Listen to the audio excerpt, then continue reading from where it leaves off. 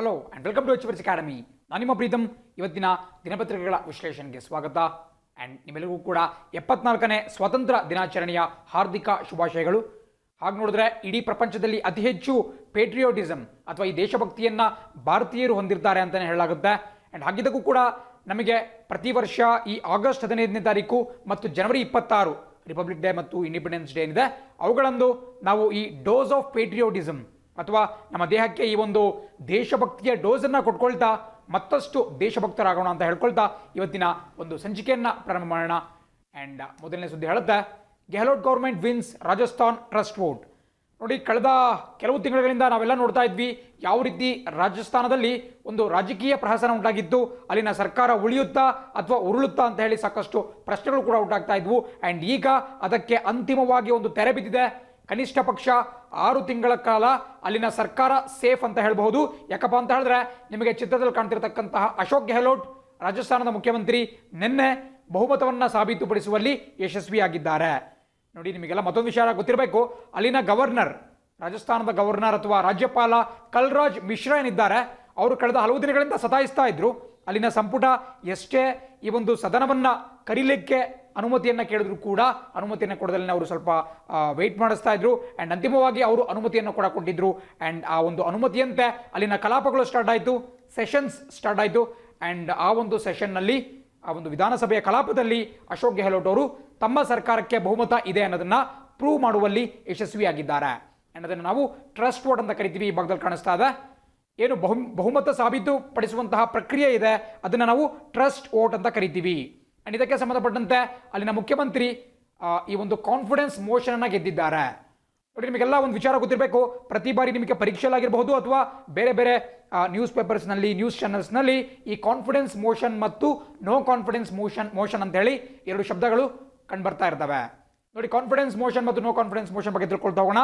ಇವನ್ನ ಕನ್ನಡದಲ್ಲಿ ವಿಶ್ವಾಸ ಮತ ಆ್ಯಂಡ್ ಅವಿಶ್ವಾಸ ಮತ ಅಂತ ಕರೀತಾರೆ. ದಯವಿಟ್ಟು ನೋಟ್ ಮಾಡ್ಕೊಳ್ಳಿ. ಕಾನ್ಫಿಡೆನ್ಸ್ ಮೋಷನ್ ಅಂತ ಹೇಳಿದ್ರೆ ವಿಶ್ವಾಸ ಮತ ಮತ್ತು ನೋ ಕಾನ್ಫಿಡೆನ್ಸ್ ಮೋಷನ್ ಅಂತ ಹೇಳಿದ್ರೆ ಅವಿಶ್ವಾಸ ಮತ. ಒಂದು ವಿಚಾರ ನಿಮಗೆ ಯಾವಾಗೂ ಗೊತ್ತಿರಬೇಕು, ಇವೆರಡೂ ನಿರ್ಣಯಗಳೇನಿದ್ದಾವೆ ಅಥವಾ 2 ವಿಶ್ವಾಸ ಮತ್ತು ಅವಿಶ್ವಾಸ ಮತಗಳಿದ್ದಾವೆ, ಇವೆರಡೂ ಕೂಡ ಒಂದು ಸರ್ಕಾರಕ್ಕೆ ಸದನದಲ್ಲಿ ಬಹುಮತ ಇದೆಯೋ ಇಲ್ವೋ, ಮೆಜಾರಿಟಿ ಇದೆಯೋ ಇಲ್ವೋ ಅದನ್ನು ಪ್ರೂವ್ ಮಾಡೋಕ್ಕೆ ಇರತಕ್ಕಂತಹ 2 ಟೂಲ್ಸ್ ಅಥವಾ 2 ಸಾಧನಗಳು. ಬಟ್ ಯಾವಾಗಲೂ ಕೂಡ ಈ ಕಾನ್ಫಿಡೆನ್ಸ್ ಮೋಷನ್ ಅಥವಾ ವಿಶ್ವಾಸ ಮತವನ್ನು ಸರ್ಕಾರದ ಪರವಾಗಿ ಯಾವುದಾದ್ರೂ ಒಬ್ಬ ಮಂತ್ರಿ ಮಂಡನೆ ಮಾಡ್ತಾರೆ. ಬಿಕಾಸ್ ನಮಗೆ ವಿಶ್ವಾಸ ಇದೆ ಅಂತ ತೋರಿಸ್ಕೊಳ್ಳುವಂತಹ ಒಂದು ಕೆಲಸ ಅದನ್ನು ಸರ್ಕಾರದ ಯಾವುದಾದ್ರೂ ಒಬ್ಬ ಮಂತ್ರಿ ಮಾಡ್ತಾರೆ. ನಿನ್ನೆ ಈ ರಾಜಸ್ಥಾನ ಸರ್ಕಾರದ ಒಂದು ಕೇಸ್ನಲ್ಲಿ ಪಾರ್ಲಿಮೆಂಟರಿ ಅಫೇರ್ಸ್ ಮಿನಿಸ್ಟರ್, ಅಲ್ಲಿನ ಸಂಸದೀಯ ವ್ಯವಹಾರಗಳ ಸಚಿವ ಈ ಒಂದು ನಿರ್ಣಯವನ್ನು ಮಂಡನೆ ಮಾಡಿದ್ರು. ಆ್ಯಂಡ್ ಅದಕ್ಕೆ ಬಹುಮತ ಸಿಕ್ಕಿದೆ. ಆ್ಯಂಡ್ ಹಾಗಾಗಿ ಅಲ್ಲಿನ ಸರ್ಕಾರ ಉಳ್ಕೊಂಡಿದೆ. ಆ್ಯಂಡ್ ಕೆಲವೊಮ್ಮೆ ಏನಾಗುತ್ತೆ ಅಂತ ಹೇಳಿದ್ರೆ ವಿರೋಧ ಪಕ್ಷಗಳು ಹೇಳ್ತವೆ ನಮಗೆ ಪ್ರಸಕ್ತವಾಗಿ ಅಧಿಕಾರದಲ್ಲಿರ್ತಕ್ಕಂತಹ ಸರ್ಕಾರಕ್ಕೆ ಬಹುಮತ ಇಲ್ಲ ಅಂತ ಹೇಳಿ ಒಂದು ಅನುಮಾನ ಇದೆ. ಸೊ ಹಾಗಾಗಿ ನಾವು ನೋ ಕಾನ್ಫಿಡೆನ್ಸ್ ಮೋಷನನ್ನು ಮೂವ್ ಮಾಡ್ತೀವಿ ಅಥವಾ ಅವಿಶ್ವಾಸ ನಿರ್ಣಯವನ್ನು ಮಂಡಿಸ್ತೀವಿ ಅಂತ ಹೇಳಿ ಅವರು ಕೇಳ್ತಾರೆ. ನಿಮಗೆಲ್ಲ ನೆನಪಿರ್ಬೋದು, ನಾನು ಹಿಂದಿನ ಕ್ಲಾಸಲ್ಲಿ ಹೇಳಿದ್ದೆ 2018ನೇ ಇಸ್ವಿಯಲ್ಲಿ ನರೇಂದ್ರ ಮೋದಿ ಅವರ ನೇತೃತ್ವದ NDA ಸರ್ಕಾರದ ವಿರುದ್ಧ ಒಂದು ಅವಿಶ್ವಾಸ ನಿರ್ಣಯವನ್ನು ಮಂಡನೆ ಮಾಡಲಾಗಿತ್ತು. ಅದನ್ನು TDP ಪಕ್ಷದ ಸಂಸದರು ತಂದಿದ್ರು. ಬಿಕಾಸ್ ಆ ಸಂದರ್ಭದಲ್ಲಿ TDP ಪಕ್ಷ BJPಯ ಒಂದು ಅಲೈ ಆಗಿರಲಿಲ್ಲ. ಆ್ಯಂಡ್ ಹಾಗಾಗಿ ನೋ ಕಾನ್ಫಿಡೆನ್ಸ್ ಮೋಷನ್ ಮೂವ್ ಮಾಡಲಾಯಿತು. ಅದು ಕೂಡ ನಮಗೆ ಬಹಳ ಪ್ರಮುಖವಾಗಿ ಗೊತ್ತಿರಬೇಕಾಗುತ್ತೆ. ಯಾವಾಗಲೂ ಕೂಡ ವಿರೋಧ ಪಕ್ಷದವರು ಈ ಅವಿಶ್ವಾಸ ಮತವನ್ನು ಮಂಡನೆ ಮಾಡಿದ್ರೆ ಆಡಳಿತ ಪಕ್ಷದವರು ಕಾನ್ಫಿಡೆನ್ಸ್ ಮೋಷನ್ ಅಥವಾ ವಿಶ್ವಾಸ ಮತವನ್ನು ಮಂಡನೆ ಮಾಡ್ತಾರೆ. 2 ಡಿಫರೆನ್ಸ್ ಗೊತ್ತಿರಬೇಕಾಗುತ್ತೆ.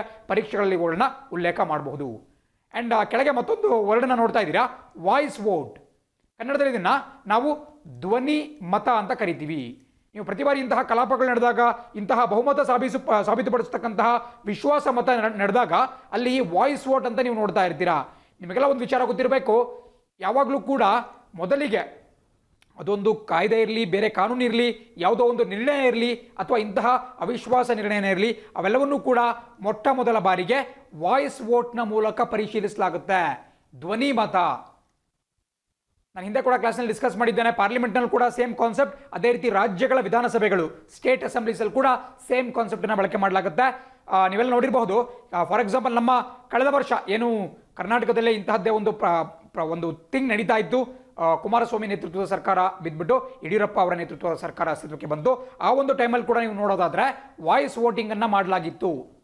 ಸೊ ವಾಯ್ಸ್ ವೋಟಿಂಗಲ್ಲಿ ಏನು ಮಾಡ್ತಾರಪ್ಪ ಅಂತ ಹೇಳಿದ್ರೆ ಫಸ್ಟ್ ಒಂದು ಏನು ಸ್ಪೀಕರ್ ಕೂತಿರ್ತಾರೆ ಅವರು ಒಂದು ಕಾಯ್ದೆಯನ್ನು ಅಥವಾ ಯಾವುದೋ ಒಂದು ನಿರ್ಣಯವನ್ನು ಹೇಳಿಬಿಟ್ಟು ಈ ಒಂದು ನಿರ್ಣಯ ಅಥವಾ ಕಾಯ್ದೆಯ ಪರವಾಗಿರ್ತಕ್ಕಂಥವ್ರು, ಕಾಯ್ದೆ ಬರಲ್ಲ ಮಸೂದೆ ಬರುತ್ತೆ, ಬಿಕಾಸ್ ಅಲ್ಲಿ ಪಾಸ್ ಆದ್ಮೇಲೆ ತಾನೇ ಅದು ಕಾಯ್ದೆ ಆಗಬೇಕಾಗಿರೋದು.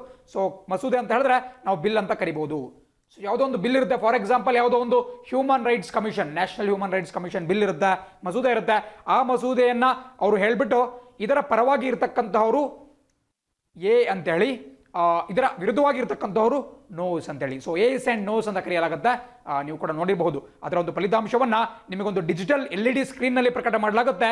AYES AYES ಅಂತ ಹೇಳಿದ್ರೆ ಅದರ ಪರವಾಗಿರ್ತಕ್ಕಂಥವರ ಸಂಖ್ಯೆ, ಅಂಡ್ ನೋಸ್ ಅಂತ ಹೇಳಿದ್ರೆ ಅದರ ವಿರುದ್ಧವಾಗಿರ್ತಕ್ಕಂಥವರ ಸಂಖ್ಯೆ. ಅಂಡ್ ಅದರ ಪರವಾಗಿರ್ತಕ್ಕಂತಹವರ ಸಂಖ್ಯೆ ಹೆಚ್ಚಾಗಿತ್ತು ಅಂತ ಹೇಳಿದ್ರೆ ಖಂಡಿತ ಆ ಒಂದು ನಿರ್ಣಯ ಅಥವಾ ಆ ಒಂದು ಮಸೂದೆ ಪಾಸ್ ಆಗುತ್ತೆ, ಇಲ್ಲ ಅಂತ ಹೇಳಿದ್ರೆ ಅದು ಪಾಸ್ ಆಗಲ್ಲ. ಸೊ ಇದು ಬಹಳ ಪ್ರಮುಖವಾಗಿ ಗೊತ್ತಿರಬೇಕಾಗುತ್ತೆ. ಬಟ್ ಇನ್ ಕೆಲವರು ಕೇಳಬಹುದು ವಾಯ್ಸ್ ವೋಟಿಂಗ್ ಎಷ್ಟರ ಮಟ್ಟಿಗೆ ವೈಜ್ಞಾನಿಕ ಸೈಂಟಿಫಿಕ್ ಅದು ಅಂತ ಕೇಳಬಹುದು. ಬಿಕಾಸ್ ನೋಡಿ, ಜೋರಾಗಿ ಯಾರು ಕೂಗ್ತಾರೋ ಅವ್ರ ಪರವಾಗಿ ಅಂತ ಹೇಳಲಾಗುತ್ತೆ. ಬಹಳ ಒಂದು ಇಲ್ಲಾಜಿಕಲ್. ಇದನ್ನೆಲ್ಲ ನಾವು ವಿಧಾನಸಭೆಯಲ್ಲಿ ಅಥವಾ ನಮ್ಮ ಸಂಸತ್ತಿನಲ್ಲೇ ಮಾಡೋದು ಎಷ್ಟು ಒಂದು ಕರೆಕ್ಟ್ ಅಂತ ಹೇಳಿ ಕೆಲವರು ಪ್ರಶ್ನೆನ ಕೇಳ್ತಾರೆ. ಅದು 100% ಕರೆಕ್ಟ್. ಬಟ್ ನಿಮಗೊಂದು ಮತ್ತೊಂದು ವಿಚಾರ ಗೊತ್ತಿರಬೇಕು, ಧ್ವನಿ ಮತವೇ ಅಂತಿಮ ಅಲ್ಲ, ಈ ವಾಯ್ಸ್ ವೋಟಿಂಗ್ಗೆ ಕೊನೆ ಅಲ್ಲ. ಒಂದು ವೇಳೆ ವಿರೋಧ ಪಕ್ಷದ ನಾಯಕ ಈ ವಾಯ್ಸ್ ವೋಟಿಂಗ್ ಸಮರ್ಪಕವಾಗಿಲ್ಲ ಅನ್ನೋಕ್ಕಿಂತಲೂ ಈ ವಾಯ್ಸ್ ವೋಟಿಂಗ್ ನಲ್ಲಿ ಕ್ಲಿಯರ್ ಆಗಿ ಯಾರು ವಿನ್ ಆಗಿದ್ದಾರೆ ಅಂತ ಗೊತ್ತಾಗ್ತಿಲ್ಲ ಅಂತ ಹೇಳಿ ಒಂದು ವಿರೋಧವನ್ನು ವ್ಯಕ್ತಪಡಿಸಿದ್ರು ಅಂತ ಹೇಳಿದ್ರೆ ಖಂಡಿತ ನಮ್ಮ ಸ್ಪೀಕರ್ ಆ ಒಂದು ಮತವನ್ನ ವಿಭಜನೆಗೆ ಹಾಕ್ತಾರೆ. ನೀವು ಕೇಳಿರ್ಬೋದು, ಕಳೆದ ಬಾರಿ ಸ್ಪೀಕರ್ ರಮೇಶ್ ಕುಮಾರ್ ಅವರು ಡಿವಿಷನ್ಗೆ ಹಾಕೋಣ ಅಂತೇಳಿ ಕೇಳ್ತಾ ಇದ್ರು. ಬಟ್ ಇದೆಲ್ಲ ನಿಮಗೆ ಬಹಳ ಚೆನ್ನಾಗಿ ಗೊತ್ತಿರಬೇಕಾಗುತ್ತೆ. ವಿಭಜನೆ ಅಂತ ಹೇಳಿದ್ರೆ ಡಿವಿಷನ್ಗೆ ಹಾಕೋದು ಅಂತೇಳಿ. ಆಕ್ಚುಲಿ ಆ ಸಂದರ್ಭದಲ್ಲಿ ಡಿವಿಷನ್ಗೆ ಹಾಕಲಾಯಿತು. ಅಂಡ್ ಡಿವಿಷನ್ ಹಾಕೋದು ಅಂತ ಹೇಳಿದ್ರೆ ಒಂದೋ ಬಜರ್ ಕೊಟ್ಟಿರ್ತಾರೆ, ಆ ಬಜರ್ನ ಎಸ್ ಅಥವಾ ನೋ ಅಂತ ಪ್ರೆಸ್ ಮಾಡಬೇಕಾಗುತ್ತೆ, ಅಥವಾ ಹೆಡ್ ಕೌಂಟ್ ಅನ್ನ ಮಾಡಲಾಗುತ್ತೆ. ಇವತ್ತಿಗೂ ಕೂಡ ಯೂಶುವಲ್ ಆಗಿ ನಮ್ಮ ಪಾರ್ಲಿಮೆಂಟ್ ಇರಬಹುದು, ನಮ್ಮ ರಾಜ್ಯ ವಿಧಾನಸಭೆಗಳಿರಬಹುದು, ಅಲ್ಲಿ ಯಾವ ಮಸೂದೆಯ ಪರವಾಗಿ ಅಥವಾ ಯಾವ ಒಂದು ನಿರ್ಣಯದ ಪರವಾಗಿ ಎಷ್ಟು ಜನ ಇದ್ದಾರೆ, ವಿರುದ್ಧವಾಗಿ ಎಷ್ಟು ಜನ ಇದ್ದಾರೆ ಅಂತ ಹೇಳಿ ನಾವು ತಲೆಗಳನ್ನು ಎಣಿಸುವ ಮೂಲಕ ಕೌಂಟ್ ಮಾಡ್ತೀವಿ. ಯಾರೆಲ್ಲ ಇದರ ಪರವಾಗಿದ್ದೇವೆ ಎದ್ದಿದ್ಕೊಳ್ಳಿ ಅಂತ ಹೇಳ್ತಾರೆ, ಅಂಡ್ ಅವರ ತಲೆ ಎಣಿಕೆ ಹೆಡ್ ಕೌಂಟಿಂಗ್ ಅನ್ನ ಮಾಡಲಾಗುತ್ತೆ. ಸೊ ಅದು ಬಹಳ ಪ್ರಾಪರ್ ಆಗಿರ್ತಕ್ಕಂಥ ಒಂದು ಮೆಜರ್. ಬಟ್ ಯಾಕೆ ವಾಯ್ಸ್ ವೋಟಿಂಗ್ ಇಟ್ಕೊಳ್ಳಲಾಗಿದೆ ಅಂತ ನೀವು ಕೇಳಬಹುದು. ಇದು ಬಹಳ ಒಂದು ಅವೈಜ್ಞಾನಿಕ ಕ್ರಮ. ಸುಮ್ಮನೆ ಜೋರಕ್ಕೆ ಹೋಗೋದು, ಕ್ಲಿಯರ್ ಆಗಿ ಗೊತ್ತಾಗಲ್ಲ. ಈಗ ಜನಸಂಖ್ಯೆ ಕಮ್ಮಿ ಇತ್ತು, ಸಂಖ್ಯಾಬಲ ಕಮ್ಮಿ ಇತ್ತು ಅಂದ್ರೂ ಕೂಡ ಅಪೋಸಿಷನ್ ಪಾರ್ಟಿಯವರು ಜೋರಾಗಿ ಕೂಗ್ಬಿಟ್ರು ಅಂದ ತಕ್ಷಣ ಅವರೇ ವಿನ್ ಆಗಕ್ಕಾಗುತ್ತಾ, ಹಿಂಗೆಲ್ಲ ಕೇಳಬಹುದು.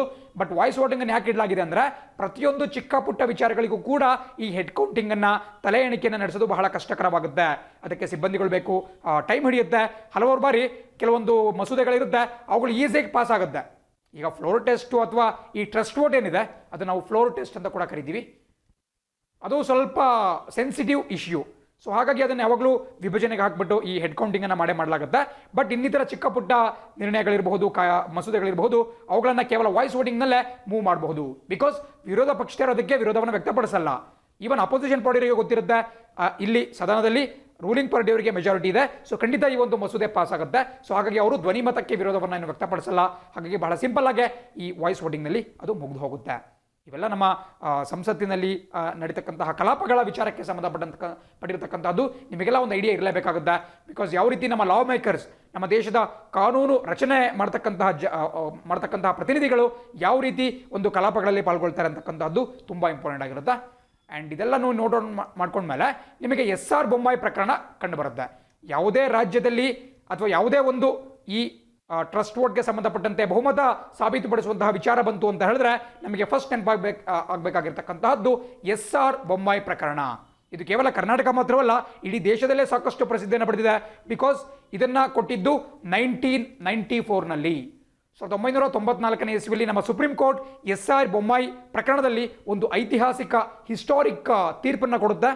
ಬಿಕಾಸ್ 1994ಗಿಂತ ಮುಂಚೆ ನಮ್ಮ ದೇಶದ ರಾಷ್ಟ್ರಪತಿ ಏನಿದ್ದಾರೆ, ಪ್ರೆಸಿಡೆಂಟ್, ಅವರ ಕೈಯಲ್ಲಿ ಸಂಪೂರ್ಣವಾದಂತಹ ಅಧಿಕಾರ ಇತ್ತು ರಿಗಾರ್ಡಿಂಗ್ ಆರ್ಟಿಕಲ್ 356. ನಾವೇನು ನಮ್ಮ ಸಂವಿಧಾನದ 356ನೇ ವಿಧಿ ಅಂತ ಕರಿತೀವಿ, ರಾಷ್ಟ್ರಪತಿಗಳ ಆಳ್ವಿಕೆ ಹೇರತಕ್ಕಂತಹದ್ದು. ಈ ಒಂದು ವಿಧಿಯನ್ನ ಹೇರುವಂತಹ ಸಂಪೂರ್ಣ ಅಧಿಕಾರ ರಾಷ್ಟ್ರಪತಿಗಳ ಕೈಯಲ್ಲಿತ್ತು. ಅಂಡ್ ಆ ಒಂದು ಅಧಿಕಾರಕ್ಕೆ ಮೊಟಕುಗೊಳಿಸಿದ್ದು ಇದೇ 1994ರ SR ಬೊಮ್ಮಾಯಿ ಪ್ರಕರಣ. ಇದು ಬಹಳ ವಿಶಿಷ್ಟವಾಗಿರುತ್ತೆ, ನೀವು ನೋಡಲೇಬೇಕಾಗುತ್ತೆ. ಇದರ ಬಗ್ಗೆ ಸ್ವಲ್ಪ ಹಿನ್ನೆಲೆಯನ್ನು ತಿಳ್ಕೊಳ್ತಾ ಹೋಗೋಣ. 1988ನೇ ಇಸ್ವಿಯಲ್ಲಿ ನಮ್ಮ ಕರ್ನಾಟಕದಲ್ಲಿ ಜನತಾ ದಳ ಸರ್ಕಾರ ಅಸ್ತಿತ್ವದಲ್ಲಿರುತ್ತೆ, ಜನತಾದಳ ಗೌರ್ಮೆಂಟ್ ಇರುತ್ತೆ. ರಾಮಕೃಷ್ಣ ಹೆಗಡೆ ಅವರು ನಮ್ಮ ರಾಜ್ಯದ ಮುಖ್ಯಮಂತ್ರಿಗಳಾಗಿರ್ತಾರೆ. ಬಟ್ ಆ ಸಂದರ್ಭದಲ್ಲಿ ಅವರ ಮೇಲೆ ಒಂದು ಆರೋಪ ಕೇಳಿ ಬರುತ್ತೆ, ಈ ಫೋನ್ ಟ್ಯಾಪಿಂಗ್, ಕಳ್ಳಗಿವಿ ಅಂತ ನಾವೇನು ಕರಿತೀವಿ, ಫೋನ್ ಟ್ಯಾಪಿಂಗ್ ಮಾಡಿದ್ದೀರಿ ಅಂತೇಳಿ ಒಂದು ಆರೋಪ ಕಂಡು ಬರುತ್ತೆ, ಕೇಳಿ ಬರುತ್ತೆ. ಸೊ ಅದಕ್ಕಾಗಿ ನೈತಿಕ ಹೊಣೆಯನ್ನು ಹೊತ್ಬಿಟ್ಟು ರಾಮಕೃಷ್ಣ ಹೆಗಡೆ ಅವರು ತಮ್ಮ ಮುಖ್ಯಮಂತ್ರಿ ಪದವಿಗೆ ರಾಜೀನಾಮೆಯನ್ನು ಕೊಡ್ತಾರೆ. ಸೊ ಅವರ ನಂತರ ಆ ಒಂದು ಸಂದರ್ಭದಲ್ಲಿದ್ದಂತಹ ಈ ಜನತಾದಳ ಸರ್ಕಾರದಲ್ಲಿ ಮುಖ್ಯಮಂತ್ರಿಯಾಗಿ ಅಧಿಕಾರವನ್ನು ವಹಿಸಿಕೊಂಡಿದ್ದು ಬೇರೆ ಯಾರೂ ಅಲ್ಲ, ಇಲ್ಲಿ ಮೇಲೆ ಕಾಣಿಸ್ತಿರತಕ್ಕಂತಹ SR ಬೊಮ್ಮಾಯಿ ಅವರು, ಹಾವೇರಿ ಜಿಲ್ಲೆಯವರು SR ಬೊಮ್ಮಾಯಿ ಅವರು ಈ ಒಂದು ಅಧಿಕಾರವನ್ನು ಸ್ವೀಕಾರ ಮಾಡ್ಕೊಳ್ತಾರೆ ಮುಖ್ಯಮಂತ್ರಿಯಾಗಿ. ಬಟ್ 1989 ಅವರು ಅಧಿಕಾರವನ್ನು ಮಾಡ್ತಾ ಇರ್ತಾರೆ. 1989 ಅವರ ಪಕ್ಷದಿಂದ ಕೆಲವು ಶಾಸಕರು ಪಕ್ಷಾಂತರವನ್ನು ಮಾಡ್ತಾರೆ. ಸೊ ಪಕ್ಷ ಆಲ್ರೆಡಿ ಆ ಸಂದರ್ಭದಲ್ಲಿ ಈ ಆಂಟಿ ಡಿಫೆಕ್ಷನ್ ಲಾ ಅಸ್ತಿತ್ವದಲ್ಲಿರುತ್ತೆ, ಬಟ್ ಆದರೂ ಕೂಡ ಕೆಲವರು ಬೇರೆ ಪಕ್ಷಕ್ಕೆ ಹೊರಟು ಹೋಗುವಂತಹ ಕೆಲಸವನ್ನ ಮಾಡ್ತಾರೆ. ಬಟ್ ನಿಮಗೊಂದು ವಿಚಾರ ಗೊತ್ತಿರಬೇಕು, ಹಾಗಾದರೂ ಕೂಡ ಅವರ ಬಳಿ ಬಹುಮತ ಇತ್ತು. ಬಟ್ ಡಿಸ್ಪೈಟ್ ದಟ್ ಅಂದಿನ ಸಂದರ್ಭದಲ್ಲಿ ಕರ್ನಾಟಕದ ರಾಜ್ಯಪಾಲರಾಗಿದ್ದಂತಹ ವೆಂಕಟ ಸುಬ್ಬಯ್ಯ ಅವರು, ನಾನು ಹಿಂದೆ ಕೂಡ ಹೇಳಿದ್ದೇನೆ, ವೆಂಕಟ ಸುಬ್ಬಯ್ಯ ಅವರಿಗೆ ಅವರು ವೆಂಕಟ ಸುಬ್ಬಯ್ಯ ಅಲ್ಲ ಸಂಕಟ ಸುಬ್ಬಯ್ಯ ಅಂತ ಹೇಳಿ ಕರೀತಾ ಇದ್ರು. ಬಿಕಾಸ್ ಅಷ್ಟೊಂದು ಸಂಕಟವನ್ನು ಅವರು ಈ ಒಂದು ಜನತಾದಳ ಸರ್ಕಾರಕ್ಕೆ ಕೊಟ್ಟಿದ್ರು. ಅಂಡ್ ವೆಂಕಟ ಸುಬ್ಬಯ್ಯ ಅವರು ಏನ್ ಮಾಡ್ತಾರೆ ಅಂತ ಹೇಳಿದ್ರೆ, SR ಬೊಮ್ಮಾಯಿ ಸರ್ಕಾರಕ್ಕೆ ಬಹುಮತ ಇಲ್ಲ ಅನ್ನೋದು ನನ್ನ ಅಭಿಪ್ರಾಯ ಆಗಿದೆ. ಸೊ ಹಾಗಾಗಿ ಈ ಕರ್ನಾಟಕ ರಾಜ್ಯದಲ್ಲಿ ರಾಷ್ಟ್ರಪತಿ ಆಳ್ವಿಕೆಯನ್ನು ಹೇರಬೇಕು ಅಂತ ಹೇಳಿ ರಾಷ್ಟ್ರಪತಿಗಳಿಗೆ ಶಿಫಾರಸನ್ನ ಮಾಡಿಬಿಡ್ತಾರೆ. ಬಟ್ ಆ ಸಂದರ್ಭದಲ್ಲಿ SR ಬೊಮ್ಮಾಯಿ ಅವರು ಕೇಳ್ಕೊಳ್ತಾರೆ, ನನ್ನ ಬಳಿ ಬಹುಮತ ಇದೆ, ನಾನು ಬೇಕಾದ್ರೆ ಪ್ರೂವ್ ಮಾಡೋಕ್ಕೆ ಕೂಡ ರೆಡಿ ಇದ್ದೀನಿ ಸದನದಲ್ಲಿ ಅಂತ ಕೇಳ್ತಾರೆ. ಬಟ್ ಅವರ ಮಾತನ್ನ ವೆಂಕಟ ಸುಬ್ಬಯ್ಯ ಅವರು ಕೇಳಲ್ಲ. ಅಂಡ್ ವೆಂಕಟ ಸುಬ್ಬಯ್ಯ ಅವರ ಮಾತನ್ನ ಪುರಸ್ಕರಿಸಿದಂತಹ ಕೇಂದ್ರ ಸರ್ಕಾರ ರಾಷ್ಟ್ರಪತಿಗಳಿಗೆ ಇಲ್ಲಿ ಆರ್ಟಿಕಲ್ 356 ಅಡಿಯಲ್ಲಿ ಈ ರಾಜ್ಯಪಾಲರ ಆಳ್ವಿಕೆ ಅಥವಾ ಪ್ರೆಸಿಡೆಂಟ್ಸ್ ರೂಲ್ ಅನ್ನ ಹೇರಿಕೆ ಮಾಡುವಂತಹ ಒಂದು ಶಿಫಾರಸನ್ನ ಮಾಡುತ್ತೆ.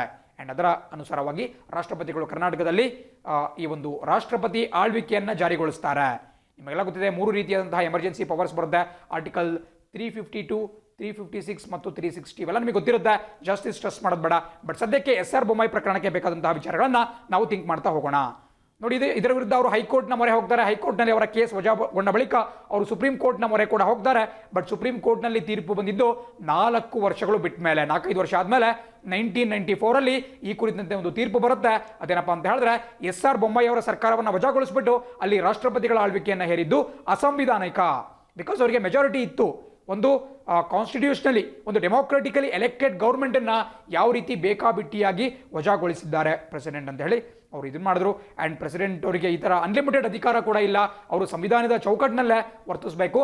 ಅಂಡ್ ಅವರು ತೆಗೆದುಕೊಂಡಂತಹ ನಿರ್ಣಯಗಳು ಸಂಪೂರ್ಣವಾಗಿ ನಮ್ಮ ನ್ಯಾಯಾಂಗ ಪರಾಮರ್ಶೆ, ಜುಡಿಷಿಯಲ್ ರಿವ್ಯೂಗೆ ಒಳಪಟ್ಟಿರುತ್ತೆ ಅಂತ ಹೇಳಿ ಸುಪ್ರೀಂ ಕೋರ್ಟ್ ಆದೇಶವನ್ನು ಕೊಡ್ತು.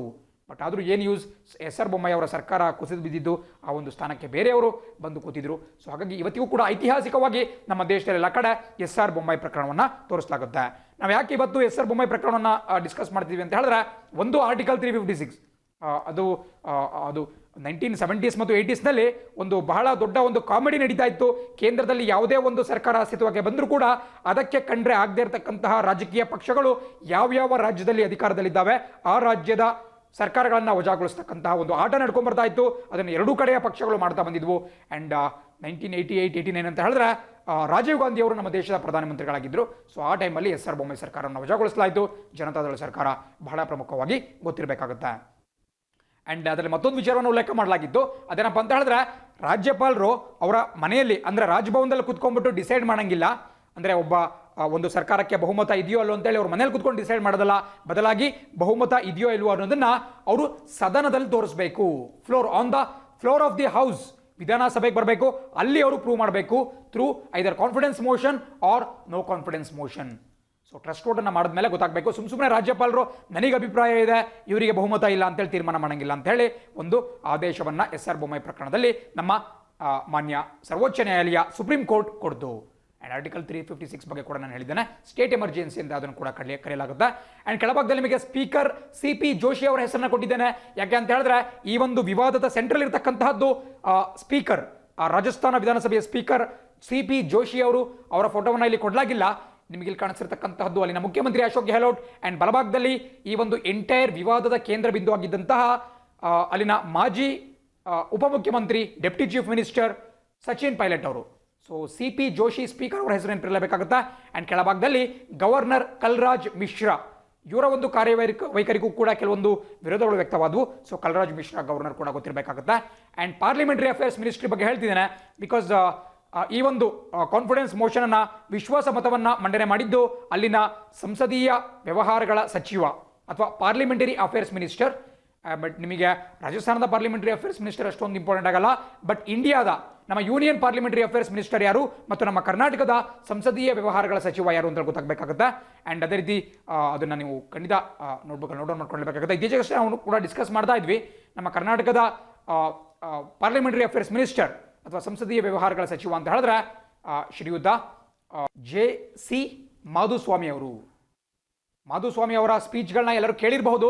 ಮೊನ್ನೆ ಏನು ಒಂದು ನಮ್ಮ ಕರ್ನಾಟಕದಲ್ಲಿ ಕೂಡ ಇಂತಹದ್ದೇ ಕಲಾಪ ನಡೀತಾ ಇತ್ತು, ಈ ಥರ ಅವಿಶ್ವಾಸ ಮತ ಯಾಚನೆ ನಡೀತಾ ಇತ್ತು. ಕುಮಾರಸ್ವಾಮಿ ಅವರ ಸರ್ಕಾರ ಹೋಗ್ಬಿಟ್ಟು ಹೊಸ ಸರ್ಕಾರ ಬರುವಂಥ ಸಂದರ್ಭದಲ್ಲಿ ಆ JC ಮಾಧುಸ್ವಾಮಿ ಅವರು ಪ್ರಸಕ್ತವಾಗಿ ನಮ್ಮ ಕರ್ನಾಟಕದಲ್ಲಿ ಕಾನೂನು ಮಂತ್ರಿ ಕೂಡ ಆಗಿದ್ದಾರೆ, ಜೊತೆಗೆ ಪಾರ್ಲಿಮೆಂಟರಿ ಅಫೇರ್ಸ್ ಮಿನಿಸ್ಟರ್ ಕೂಡ ಆಗಿದ್ದಾರೆ.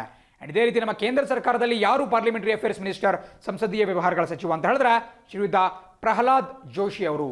ನಮ್ಮ ಕರ್ನಾಟಕದವರಾಗಿರ್ತಕ್ಕಂತಹ ಹುಬ್ಬಳ್ಳಿ ಧಾರವಾಡನ ಒಬ್ಬ ಮೆಂಬರ್ ಆಫ್ ಪಾರ್ಲಿಮೆಂಟ್ MP ಆಗಿರ್ತಕ್ಕಂತಹ ಪ್ರಹ್ಲಾದ್ ಜೋಶಿ ಅವರು ಪ್ರಸಕ್ತವಾಗಿ ಕೇಂದ್ರ ಸರ್ಕಾರದ ಸಂಪುಟ ದರ್ಜೆಯ ಸಚಿವರಾಗಿದ್ದಾರೆ ಈ ಒಂದು ಸಂಸದೀಯ ವ್ಯವಹಾರಗಳು ಅಥವಾ ಪಾರ್ಲಿಮೆಂಟರಿ ಅಫೇರ್ಸ್ ಖಾತೆಯದ್ದು. ಸೊ ಅದು ಕೂಡ ಬಹಳ ಪ್ರಮುಖ. ಬಿಕಾಸ್ ಯೂಶುವಲ್ ಆಗಿ ಪಾರ್ಲಿಮೆಂಟರಿ ಅಫೇರ್ಸ್ ಖಾತೆಯನ್ನು ಕೊಡಬೇಕು ಅಂತ ಹೇಳಿದ್ರೆ ಆತ ಒಬ್ಬ ಅತ್ಯುತ್ತಮ ಸಂಸದೀಯ ಪಟುವಾಗಿರಬೇಕು, ಆತ ಒಂದು ಸಂಪೂರ್ಣವಾದಂತಹ ಲೀಗಾಲಿಟಿಗಳನ್ನ ತಿಳ್ಕೊಂಡಿರಬೇಕಾಗುತ್ತೆ. ಸೊ ಹಾಗಾಗಿ ಪ್ರಹ್ಲಾದ್ ಜೋಶಿ ಅವರನ್ನ ಈ ಒಂದು ಸ್ಥಾನಕ್ಕೆ ನೇಮಕ ಮಾಡಲಾಗಿದೆ. ಮುಂದಿನ ಸುದ್ದಿ ನೋಡ್ತಾ ಹೋಗೋಣ. ಸುದ್ದಿ ಹೇಳುತ್ತೆ, supreme court finds Bhushan guilty of contempt for tweets. ಕಳೆದ ಕೆಲವು ದಿನಗಳ ಹಿಂದೆ ನಾನು ಡಿಸ್ಕಸ್ ಮಾಡಿದ್ದೆ ಯಾವ ರೀತಿ ಹಿರಿಯ ನ್ಯಾಯವಾದಿ ಮತ್ತು ಒಬ್ಬ ಮಾನವ ಹಕ್ಕುಗಳ ಪರವಾದಂತಹ ಹೋರಾಟಗಾರ, ನಿಮಗೆ ಚಿತ್ರದಲ್ಲಿ ಕಾಣ್ತಿರ್ತಕ್ಕಂತಹ ಪ್ರಶಾಂತ್ ಭೂಷಣ್ ಅವರ ವಿರುದ್ಧ ಒಂದು ನ್ಯಾಯಾಂಗ ನಿಂದನೆಯ ಪ್ರಕರಣ ದಾಖಲಾಗಿತ್ತು. ಅದನ್ನು ಯಾರೂ ದಾಖಲು ಮಾಡಿಲ್ಲ, ಬದಲಾಗಿ ಸ್ವತಃ ನಮ್ಮ ಸುಪ್ರೀಂ ಕೋರ್ಟ್ ಸ್ವಯಂ ಪ್ರೇರಿತವಾಗಿ ಆ ಒಂದು ಮೊಕದ್ದಮೆಯನ್ನು ದಾಖಲಿಸಿಕೊಂಡಿತ್ತು. ಸುವೋ ಮೋಟೋ ಅಂತ ಕರೀತಾರೆ. ಈ ಭಾಗದಲ್ಲಿ ನೀವು ಗಮನಿಸ್ತಾ ಇರಬಹುದು. ಸುವೋ ಮೋಟೋ ಅಂತ ಹೇಳಿದ್ರೆ ಸ್ವಯಂ ಪ್ರೇರಿತವಾಗಿ ಸುಪ್ರೀಂ ಕೋರ್ಟ್ ಆ ಒಂದು ಕೇಸನ್ನು ದಾಖಲು ಮಾಡಿಕೊಂಡಿತ್ತು. ಆ್ಯಂಡ್ ಅದನ್ನು ನ್ಯಾಯಾಂಗ ನಿಂದನೆ ಪ್ರಕರಣ ಯಾಕಪ್ಪ ಅಂತ ಹೇಳಿದ್ರೆ ಇತ್ತೀಚೆಗೆ 2 ಟ್ವೀಟ್ಗಳನ್ನು ಪ್ರಶಾಂತ್ ಭೂಷಣ್ ಅವರು ಮಾಡಿದ್ರು. ಮುಂದಿನ ಸ್ಲೈಡ್ನಲ್ಲಿ ಆ ಒಂದು ಟ್ವೀಟನ್ನು ಕೂಡ ನಿಮಗೆ ತೋರಿಸ್ತೀನಿ. ಆ ಒಂದು ಟ್ವೀಟ್ನಲ್ಲಿ ನಮ್ಮ ಸುಪ್ರೀಂ ಕೋರ್ಟ್ ಮತ್ತು ಸುಪ್ರೀಂ ಕೋರ್ಟ್ ನ್ಯಾಯಾಧೀಶರ ಘನತೆಗೆ ಧಕ್ಕೆ ಬರುವಂತೆ ಮತ್ತು ಅವರ ಗೌರವಕ್ಕೆ ಚ್ಯುತಿ ಬರುವಂತೆ ಅವರು ನಡ್ಕೊಂಡಿದ್ದಾರೆ ಅಂತ ಹೇಳಿ ನಮ್ಮ ಸುಪ್ರೀಂ ಕೋರ್ಟ್ ತೀರ್ಮಾನ ಮಾಡಿಬಿಟ್ಟು ಈ ಒಂದು ತೀರ್ಪನ್ನು ನೆನೆ ಕೊಟ್ಟಿದೆ. ಆ್ಯಂಡ್ ಅದನ್ನು ನಾವು ಸ್ವಲ್ಪ ಗಮನಿಸ್ತಾ ಹೋಗೋಣ. ಬಿಕಾಸ್ ನಿಮಗೆಲ್ಲ ಒಂದು ವಿಚಾರ ಗೊತ್ತಿರಬೇಕು, ಕಂಟೆಂಪ್ಟ್ ಆಫ್ ಕೋರ್ಟ್ ಅಂದರೆ ನಮ್ಮ ಕನ್ನಡದಲ್ಲಿ ನ್ಯಾಯಾಂಗ ನಿಂದನೆ ಅಂತ ಕರಿತೀವಿ. ಕಂಟೆಂಪ್ಟ್ ಅಥವಾ ನ್ಯಾಯಾಂಗ ನಿಂದನೆ ಯಾವಾಗಲೂ ಕೂಡ ನ್ಯಾಯಾಂಗ ನಿಂದನೆ ಯಾವಾಗ ಬರುತ್ತೆ ಅಂತ ಹೇಳಿದ್ರೆ ಯಾವುದಾದ್ರೂ ಒಬ್ಬ ಸರ್ಕಾರಿ ಅಧಿಕಾರಿ ಇರಬಹುದು, ಇಲಾಖೆ ಇರಬಹುದು, ಅಥವಾ ಬೇರೆ ಯಾರಾದರೂ ಕೂಡ ನಮ್ಮ ನ್ಯಾಯಾಲಯದ ಆದೇಶವನ್ನು ಪಾಲನೆ ಮಾಡಲಿಲ್ಲ ಅಂತ ಹೇಳಿದ್ರೆ, ಸೊ ನ್ಯಾಯಾಲಯದ ಡೈರೆಕ್ಷನ್ಸ್ ಏನಿರುತ್ತೆ ಅದನ್ನು ಫಾಲೋ ಮಾಡಲಿಲ್ಲ ಅಂತ ಹೇಳಿದ್ರೆ ಈ ಕಂಟೆಂಪ್ಟ್ ಆಫ್ ಕೋರ್ಟ್ ಬರುತ್ತೆ. ಫಾರ್ ಎಕ್ಸಾಂಪಲ್, ಯಾರೋ ಒಬ್ಬ ಅಧಿಕಾರಿ ಇರ್ತಾನೆ, ಒಬ್ಬ IAS ಅಧಿಕಾರಿ ಇರ್ತಾರೆ, ಅವರಿಗೆ ಒಂದು ಆದೇಶವನ್ನು ಕೊಡಲಾಗಿರುತ್ತೆ, ನೀವು ಇಷ್ಟು ಒಂದು ಪರಿಹಾರವನ್ನು ಇಷ್ಟು ದಿನಗಳ ಒಳಗಾಗಿ ಇಂತಹ ವ್ಯಕ್ತಿಗೆ ಕೊಡಬೇಕು ಅಂತ ಹೇಳಿ. ಅವರು ಅದನ್ನು ಮಾಡಲಿಲ್ಲ ಮತ್ತು ಅದಕ್ಕೆ ಅವರು ಕ್ಷಮೆಯನ್ನು ಕೂಡ ಕೋರಲಿಲ್ಲ ಅಂತ ಹೇಳಿದ್ರೆ ಅವರ ಮೇಲೆ ನ್ಯಾಯಾಂಗ ನಿಂದನೆಯ ಆರೋಪವನ್ನು ಹೊರಿಸ್ಬಿಟ್ಟು ಒಂದು ಪ್ರೊಸೀಜರ್ನ ಮಾಡಲಾಗುತ್ತೆ. ಆ್ಯಂಡ್ ಎರಡನೇ ಕೇಸ್ ಯಾವಾಗಪ್ಪ ಅಂತ ಹೇಳಿದ್ರೆ ಯಾವುದಾದ್ರೂ ಒಬ್ಬ ವ್ಯಕ್ತಿ ನಮ್ಮ ಸುಪ್ರೀಂ ಕೋರ್ಟ್ ಆಗಿರಬಹುದು, ಹೈಕೋರ್ಟ್ ಆಗಿರಬಹುದು, ಇವುಗಳ ಘನತೆಗೆ ಧಕ್ಕೆ ಬರುವಂತೆ ನಡ್ಕೊಂಡ, ಅಥವಾ ಈ ಸಾರ್ವಜನಿಕರಲ್ಲಿ ಸುಪ್ರೀಂ ಕೋರ್ಟ್ ಅಥವಾ ಹೈಕೋರ್ಟ್ನ ಕುರಿತಾದಂತಹ ಗೌರವ ಭಾವವನ್ನು ಕಡಿಮೆಗೊಳಿಸ್ತಕ್ಕಂತಹ ಕೆಲಸದಲ್ಲಿ ತೊಡಕೊಂಡ, ಅದನ್ನು ನಾವು ಇಂಗ್ಲೀಷಲ್ಲಿ ಸ್ಕ್ಯಾಂಡಲೈಸಿಂಗ್ ಅಂತ ಕರಿತೀವಿ. ಅಂದರೆ ಒಂದು ಗೌರವಕ್ಕೆ ಚ್ಯುತಿ ಬರುವಂತೆ ನಡ್ಕೊಂಡ್ರು ಅಂತ ಹೇಳಿದ್ರೆ ಅವರ ಮೇಲೆ ಕೂಡ ಕಂಟೆಂಪ್ಟ್ ಆಫ್ ಕೋರ್ಟನ್ನು ಜಾರಿಗೊಳಿಸಬಹುದು. ಒಂದು ವಿಚಾರ ಗೊತ್ತಿರಬೇಕು, ಕಂಟೆಂಪ್ಟ್ ಆಫ್ ಕೋರ್ಟ್ ಅಂತ ಹೇಳಿದ್ರೆ ನಮ್ಮ ಭಾರತೀಯ ಸಂವಿಧಾನದ ಆರ್ಟಿಕಲ್ 19 ನಮಗೆ ಬೇರೆ ಬೇರೆ ರೀತಿಯಾದಂತಹ ಸ್ವತಂತ್ರಗಳನ್ನು ಕೊಡುತ್ತೆ. Freedom of speech and expression ಏನು ಕೊಡುತ್ತೆ ಆರ್ಟಿಕಲ್ 19, ಇದಕ್ಕೆ ಸ್ವಲ್ಪ ಕಾಂಟ್ರಡಿಕ್ಟರಿ ಆಗಿರುತ್ತೆ, ಅದಕ್ಕೆ ಸ್ವಲ್ಪ ವೈರುಧ್ಯವಾಗಿರುತ್ತೆ. ಬಿಕಾಸ್ ಜನ ಏನು ಬೇಕೋ ಅದನ್ನು ಫ್ರೀಡಮ್ ಆಫ್ ಸ್ಪೀಚ್ ಇದೆ, ಫ್ರೀಡಮ್ ಆಫ್ ಎಕ್ಸ್ಪ್ರೆಷನ್ ಇದೆ ಅಂತ ಹೇಳಿ ಅವ್ರು ಏನು ಬೇಕೋ ಅದನ್ನು ಹೇಳಂಗಿಲ್ಲ. ಬಿಕಾಸ್ ಹಾಗೆ ಹೇಳಿದಾಗ ಒಂದು ವೇಳೆ ನಮ್ಮ ನ್ಯಾಯಾಲಯದ ಗೌರವಕ್ಕೆ ಚ್ಯುತಿ ಬಂತು ಅಂತ ಹೇಳಿದ್ರೆ ನ್ಯಾಯಾಲಯ ಅವರ ಮೇಲೆ ಕಂಟೆಂಪ್ಟ್ ಆಫ್ ಕೋರ್ಟ್ ಅಥವಾ ನ್ಯಾಯಾಂಗ ನಿಂದನೆ ಅನ್ನುವಂಥ ಒಂದು ಪ್ರಕರಣವನ್ನು ದಾಖಲಿಸ್ಕೊಂಡ್ಬಿಟ್ಟು ಅವರಿಗೆ ಒಂದು ಶಿಕ್ಷೆಯನ್ನು ಕೂಡ ಕೊಡುತ್ತೆ. ಆ್ಯಂಡ್ 1971ನೇ ಇಸ್ವಿಯಲ್ಲಿ ಕಂಟೆಂಪ್ಟ್ ಆಫ್ ಕೋರ್ಟ್ ಆ್ಯಕ್ಟನ್ನು ಜಾರಿಗೆ ತರಲಾಗುತ್ತೆ. ಇತ್ತೀಚಿನ ದಿನಗಳಲ್ಲಿ ಈ ನ್ಯಾಯಾಂಗ ನಿಂದನೆ ಪ್ರಕರಣ ಸಾಕಷ್ಟು ಸದ್ದು ಮಾಡ್ತಾ ಇದೆ. ಬಿಕಾಸ್ ಹಲವಾರು ಜನ ಈ ಹಕ್ಕುಗಳ ಹೋರಾಟಗಾರರು, ರೈಟ್ಸ್ ಆಕ್ಟಿವಿಸ್ಟ್ಸ್ ಏನು ಮಾಡ್ತಾರೆ ಅಂತ ಹೇಳಿದ್ರೆ ನಮ್ಮ ಈ ಕಂಟೆಂಪ್ಟ್ ಆಫ್ ಕೋರ್ಟೇ ಬಹಳ ಒಂದು ಕೆಟ್ಟದಂತಹ ಕಾನೂನು. ಯಾಕಪ್ಪ ಅಂತ ಹೇಳಿದ್ರೆ ಕಂಟೆಂಪ್ಟ್ ಆಫ್ ಕೋರ್ಟ್ ಆಗಿರೋದ್ರಿಂದ ಯಾರೂ ಕೂಡ ನಮ್ಮ ನ್ಯಾಯಾಲಯಗಳ ತೀರ್ಪಿನ ವಿರುದ್ಧ ಕಮೆಂಟ್ ಮಾಡೋಕ್ಕೆ ಆಗಲ್ಲ, ಅವರು ಈ ಒಂದು ಎಲ್ಲ ಕಮೆಂಟ್ಗಳಿಗಿಂತ ಮೀರಿದವರು ಅಂತ ಹೇಳಿ ಅನ್ನುವಂತಹ ಭಾವನೆ ಕೊಡಿಸುತ್ತೆ. ಸೊ ಹಾಗಾಗಿ ಕಂಟೆಂಪ್ಟ್ ಆಫ್ ಕೋರ್ಟನ್ನು ತೆಗೆದಾಕಬೇಕಾಗುತ್ತೆ. ಬಹಳ ಒಂದು ಅಬ್ಸಲ್ಯೂಟ್ ಲಾ ಅದು ಅಂತ ಕರೆಯಲಾಗುತ್ತೆ. ಬಟ್ ಆದರೂ ಕೂಡ ನಮ್ಮ ಸುಪ್ರೀಂ ಕೋರ್ಟ್ನ ಪ್ರಕಾರ ಆ ಒಂದು ಸೀಟ್ ಏನಿದೆ, ಸುಪ್ರೀಂ ಕೋರ್ಟ್ನ ಬಗ್ಗೆ ಪ್ರತಿಯೊಬ್ಬರು ಕೂಡ ಗೌರವವನ್ನು ಇಟ್ಕೋಬೇಕು ಅಂತ ಹೇಳಿದ್ರೆ ಅವರು ಕಂಟೆಂಪ್ಟ್ ಆಫ್ ಕೋರ್ಟನ್ನು ಅನ್ನುವಂತಹ ಒಂದು ಕಾನೂನನ್ನು ಬಳಕೆ ಮಾಡುವುದು ಬಹಳ ಪ್ರಮುಖ ಅಂತ ಹೇಳಿ ಹೇಳ್ತಾರೆ. ಆ್ಯಂಡ್ ಅದೇ ರೀತಿ ನಾನು ಆಗಲೇ ಹೇಳಿದಂಗೆ ಪರೀಕ್ಷೆಯಲ್ಲಿ ಕೇಳಬಹುದು ಯಾವ ಒಂದು ಇಸ್ವಿಯಲ್ಲಿ ಯಾವ ವರ್ಷದಲ್ಲಿ ಈ ಕಂಟೆಂಪ್ಟ್ ಆಫ್ ಕೋರ್ಟ್ ಕಾಯ್ದೆಯನ್ನು ಜಾರಿಗೆ ತರಲಾಯಿತು, ನ್ಯಾಯಾಂಗ ನಿಂದನೆ ಕಾಯ್ದೆಯನ್ನು ಜಾರಿಗೆ ತರಲಾಯಿತು ಅಂತ ಹೇಳಿದ್ರೆ 1971ನಲ್ಲಿ. ಆ್ಯಂಡ್ ಈ ಕುರಿತಾಗಿ ನಮ್ಮ ಸಂವಿಧಾನದಲ್ಲೂ ಕೂಡ ಉಲ್ಲೇಖ ಆಗಿದೆ. ಅದು ಕೇವಲ ನಮ್ಮ ಸಂಸತ್ತಿನ ಒಂದು ಕಾಯ್ದೆಯ ಮೂಲಕ ಎಸ್ಟಾಬ್ಲಿಷ್ ಮಾಡಿಲ್ಲ. ಈವನ್ ನಮ್ಮ ಭಾರತೀಯ ಸಂವಿಧಾನದಲ್ಲಿ ಆರ್ಟಿಕಲ್ 124 ಇಂದ ನಿಮಗೆ ಸುಪ್ರೀಂ ಕೋರ್ಟ್ನ ಕುರಿತಾಗಿ ಡೀಟೇಲ್ ಸಿಗ್ತಾ ಹೋಗುತ್ತೆ. ಸರ್ವೋಚ್ಚ ನ್ಯಾಯಾಲಯ ಆ್ಯಂಡ್ ಅದರ ಕೆಳಗೆ ಬರತಕ್ಕಂತಹ ಆರ್ಟಿಕಲ್ 129ನಲ್ಲಿ ಈ ಕಂಟೆಂಪ್ಟ್ ಆಫ್ ಕೋರ್ಟ್ ಬಗ್ಗೆ ಉಲ್ಲೇಖ ಇದೆ. ಅದೇ ರೀತಿ ಅದು ಸುಪ್ರೀಂ ಕೋರ್ಟ್ಗಾದ್ರೆ ಹೈಕೋರ್ಟ್ನ ಕುರಿತಾಗಿ ಆರ್ಟಿಕಲ್ 214 ಇಂದ ಹೈಕೋರ್ಟ್ನ ಬಗ್ಗೆ ಬರ್ತಾಗುತ್ತೆ. ಬಟ್ 215ನೇ ವಿಧಿಯ ಅಡಿಯಲ್ಲಿ ನಮ್ಮ ಹೈಕೋರ್ಟ್ನಲ್ಲೂ ಕೂಡ ಈ ಕಂಟೆಂಪ್ಟ್ ಆಫ್ ಕೋರ್ಟ್ನ ಕುರಿತಾಗಿ ಒಂದು ಪ್ರಾವಿಷನ್ ಅನ್ನು ಇಡಲಾಗಿದೆ. ಸೊ ಹಿರಿಯ ನ್ಯಾಯವಾದಿ ಪ್ರಶಾಂತ್ ಭೂಷಣ್ ಅವ್ರನ್ನ ತಪ್ಪಿತಸ್ಥ ಅಂತ ಹೇಳಿ ನಮ್ಮ ಸುಪ್ರೀಂ ಕೋರ್ಟ್ ಭಾವಿಸಿದೆ.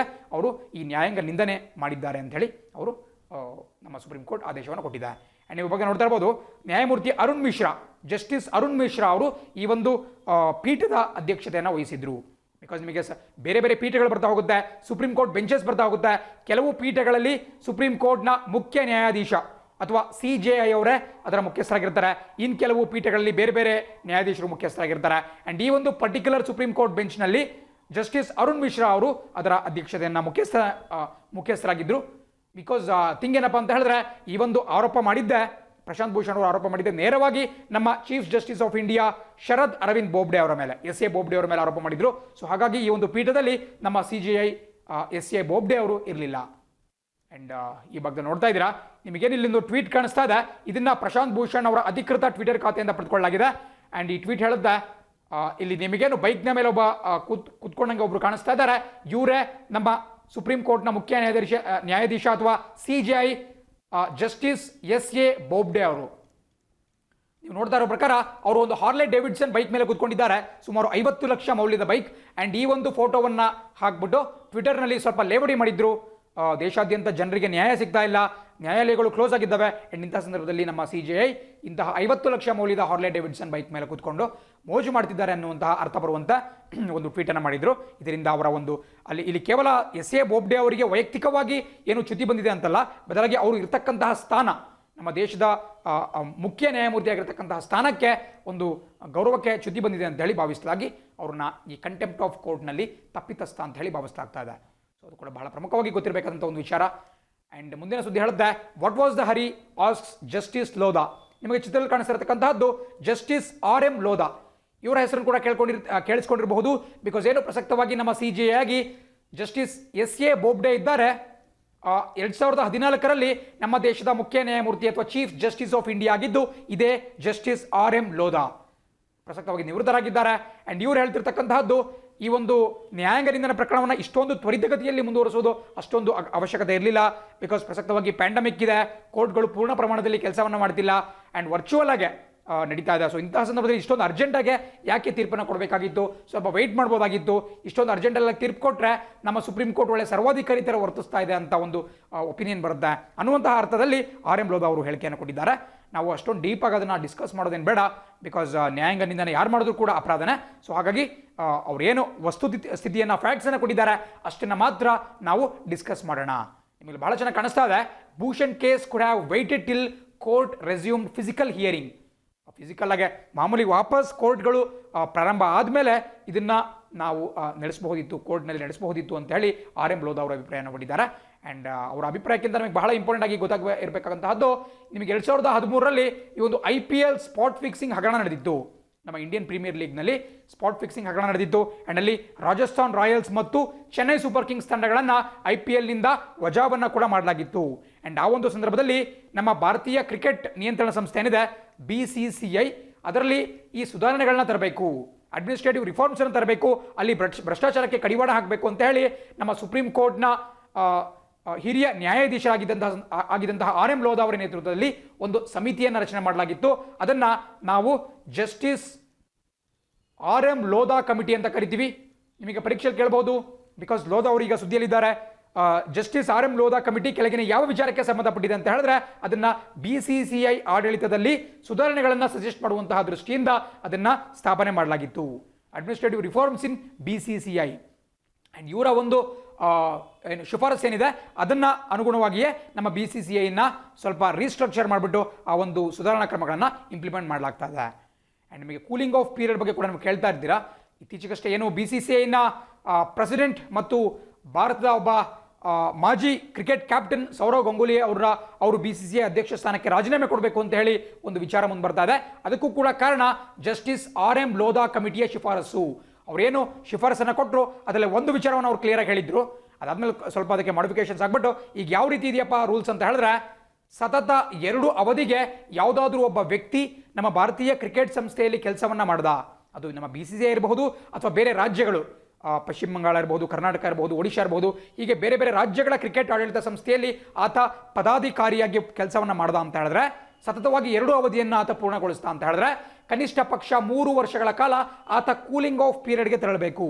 ಅಂದರೆ ಫಾರ್ 3 years ಅವರು ಯಾವುದೇ ಒಂದು ಜವಾಬ್ದಾರಿನ ಹೊಂದಲಿಕ್ಕೆ ಅರ್ಹರಾಗಿರೋದಿಲ್ಲ ಅನ್ನುವಂತಹ ಒಂದು ಹೇಳಿಕೆಯನ್ನು ಕೂಡ ಕೊಟ್ಟಿದ್ದಾರೆ ಅಂತ ಒಂದು ಶಿಫಾರಸನ್ನು ಕೂಡ ಮಾಡಿದ್ರು. ಆ್ಯಂಡ್ ಅದನ್ನ ಈಗ ಇಂಪ್ಲಿಮೆಂಟ್ ಮಾಡಲಾಗ್ತದೆ. ನಿಮಗೆಲ್ಲ ಗೊತ್ತಿರಬೇಕು 2015ನೇ ಇಸ್ವಿಯಲ್ಲಿ ಸೌರವ್ ಗಂಗೂಲಿ 2014-15 ಸಂದರ್ಭದಲ್ಲಿ Sourav Ganguly cricket association of Bengal, CAB ಅಂತ ಕರೆಯಲಾಗುತ್ತೆ, ಬೆಂಗಾಲ್ನ ಕ್ರಿಕೆಟ್ ಅಸೋಸಿಯೇಷನ್ನ ಅಧ್ಯಕ್ಷರಾಗಿದ್ದರು. ಆ್ಯಂಡ್ ಈಗ ಇನ್ನೇನು ಕೆಲವೇ ದಿನಗಳಲ್ಲಿ ಅವರು 6 ವರ್ಷಗಳನ್ನು ಮುಗಿಸ್ತಾರೆ. ಸತತ 2 ಅವಧಿಗೆ ಅವರಾಗಿದ್ದರು. ಅದಾದ ಬಳಿಕ ಅವರು ನಮ್ಮ ಏನು BCCI ಇದೆ ಅದರ ಅಧ್ಯಕ್ಷರಾಗಿ ಕೂಡ ಬಂದರು. ಒಟ್ಟು ಟೋಟಲ್ ಅವರ ಒಂದು ಅಧಿಕಾರಾವಧಿ ಈಗ 6 ವರ್ಷವನ್ನು ಸಮೀಪಿಸ್ತಾ ಇದೆ. ಸೊ 6 ವರ್ಷ ಮುಗೀತು ಅಂತ ಹೇಳಿದ್ರೆ ಅವರು ಅಧಿಕಾರದಿಂದ ಕೆಳಗಿಳಿದ್ಬಿಟ್ಟು 3 ವರ್ಷ ಕೂಲಿಂಗ್ ಆಫ್ ಪೀರಿಯಡ್ಗೆ ತೆರಳಬೇಕು. ಆ್ಯಂಡ್ ಈ ಒಂದು ರೆಕಮೆಂಡೇಶನ್ ಕೂಡ ಮಾಡಿದ್ದು ಇದೇ RM ಲೋಧಾ ಕಮಿಟಿ. ಸೊ ಅದು ಕೂಡ ಪರೀಕ್ಷಾ ದೃಷ್ಟಿಯಿಂದ ಬಹಳ ಪ್ರಮುಖವಾಗಿರುತ್ತೆ. ಯಾವ ಒಂದು ವಿಚಾರಕ್ಕೆ ಅದನ್ನು ಸೆಟಪ್ ಮಾಡಿದ್ರು ಅಂತ ಕೇಳಿದ್ರೆ, BCCIನಲ್ಲಿ ರಿಫಾರ್ಮ್ಸ್ ತರುವಂತಹ ದೃಷ್ಟಿಯಿಂದ ಅದನ್ನು ಸೆಟಪ್ ಮಾಡಿದ್ರು. ಅವರು ಸಾಕಷ್ಟು ಶಿಫಾರಸುಗಳನ್ನ ಕೂಡ ಕೊಟ್ಟಿದ್ದಾರೆ.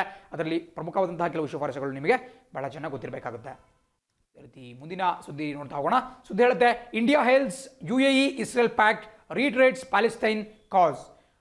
ನೆನ್ನೆ ಕ್ಲಾಸ್ನಲ್ಲಿ ಒಂದು ಐತಿಹಾಸಿಕ ಒಂದು ಒಪ್ಪಂದದ ಬಗ್ಗೆ ನಾವು ಮಾತಾಡಿದ್ವಿ. ಅದೇನಪ್ಪ ಅಂತ ಹೇಳಿದ್ರೆ, ಇಸ್ರೇಲ್ ದೇಶ ಮತ್ತು UAE ಯುನೈಟೆಡ್ ಅರಬ್ ಎಮಿರೇಟ್ಸ್ ಎರಡೂ ಕೂಡ ಅಧಿಕೃತವಾಗಿ ರಾಜತಾಂತ್ರಿಕ ಸಂಬಂಧವನ್ನ, ಡಿಪ್ಲೊಮ್ಯಾಟಿಕ್ ರಿಲೇಷನ್ಸ್ ಅನ್ನ ಇಟ್ಕೊಳ್ಳೋದಾಗಿ ನೆನ್ನೆ ಘೋಷಣೆಯನ್ನು ಮಾಡಿದ್ದಾವೆ.